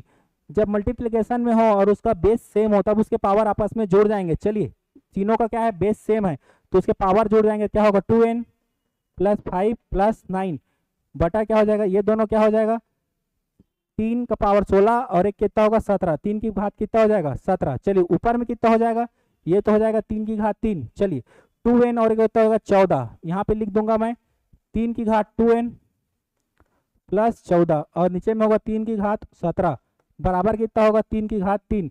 जब भी भाग में हो और बेस सेम हो तब उसके पावर क्या होते हैं घट जाएंगे। चलिए घटा दीजिए पावर, ये हो जाएगा 3, ये हो जाएगा 2n प्लस 14 माइनस 17 बराबर होगा 3 की घात 3।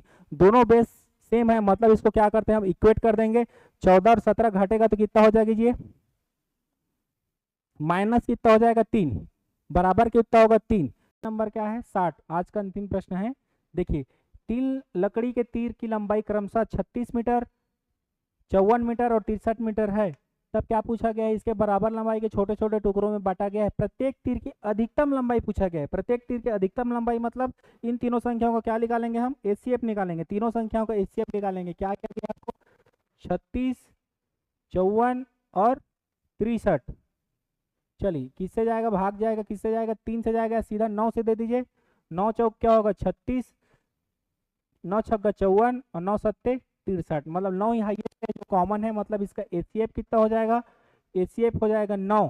ठीक है, तो इसका अधिकतम लंबाई क्या होगा 9 होगा, 9 मीटर, मतलब छोटे छोटे तीरों की अधिकतम लंबाई कितनी होगी 9 होगी। चलिए इसी प्रकार से आपके पीएससी के जो टेस्ट सीरीज में आए हुए 60 क्वेश्चन हमने सॉल्व किया है।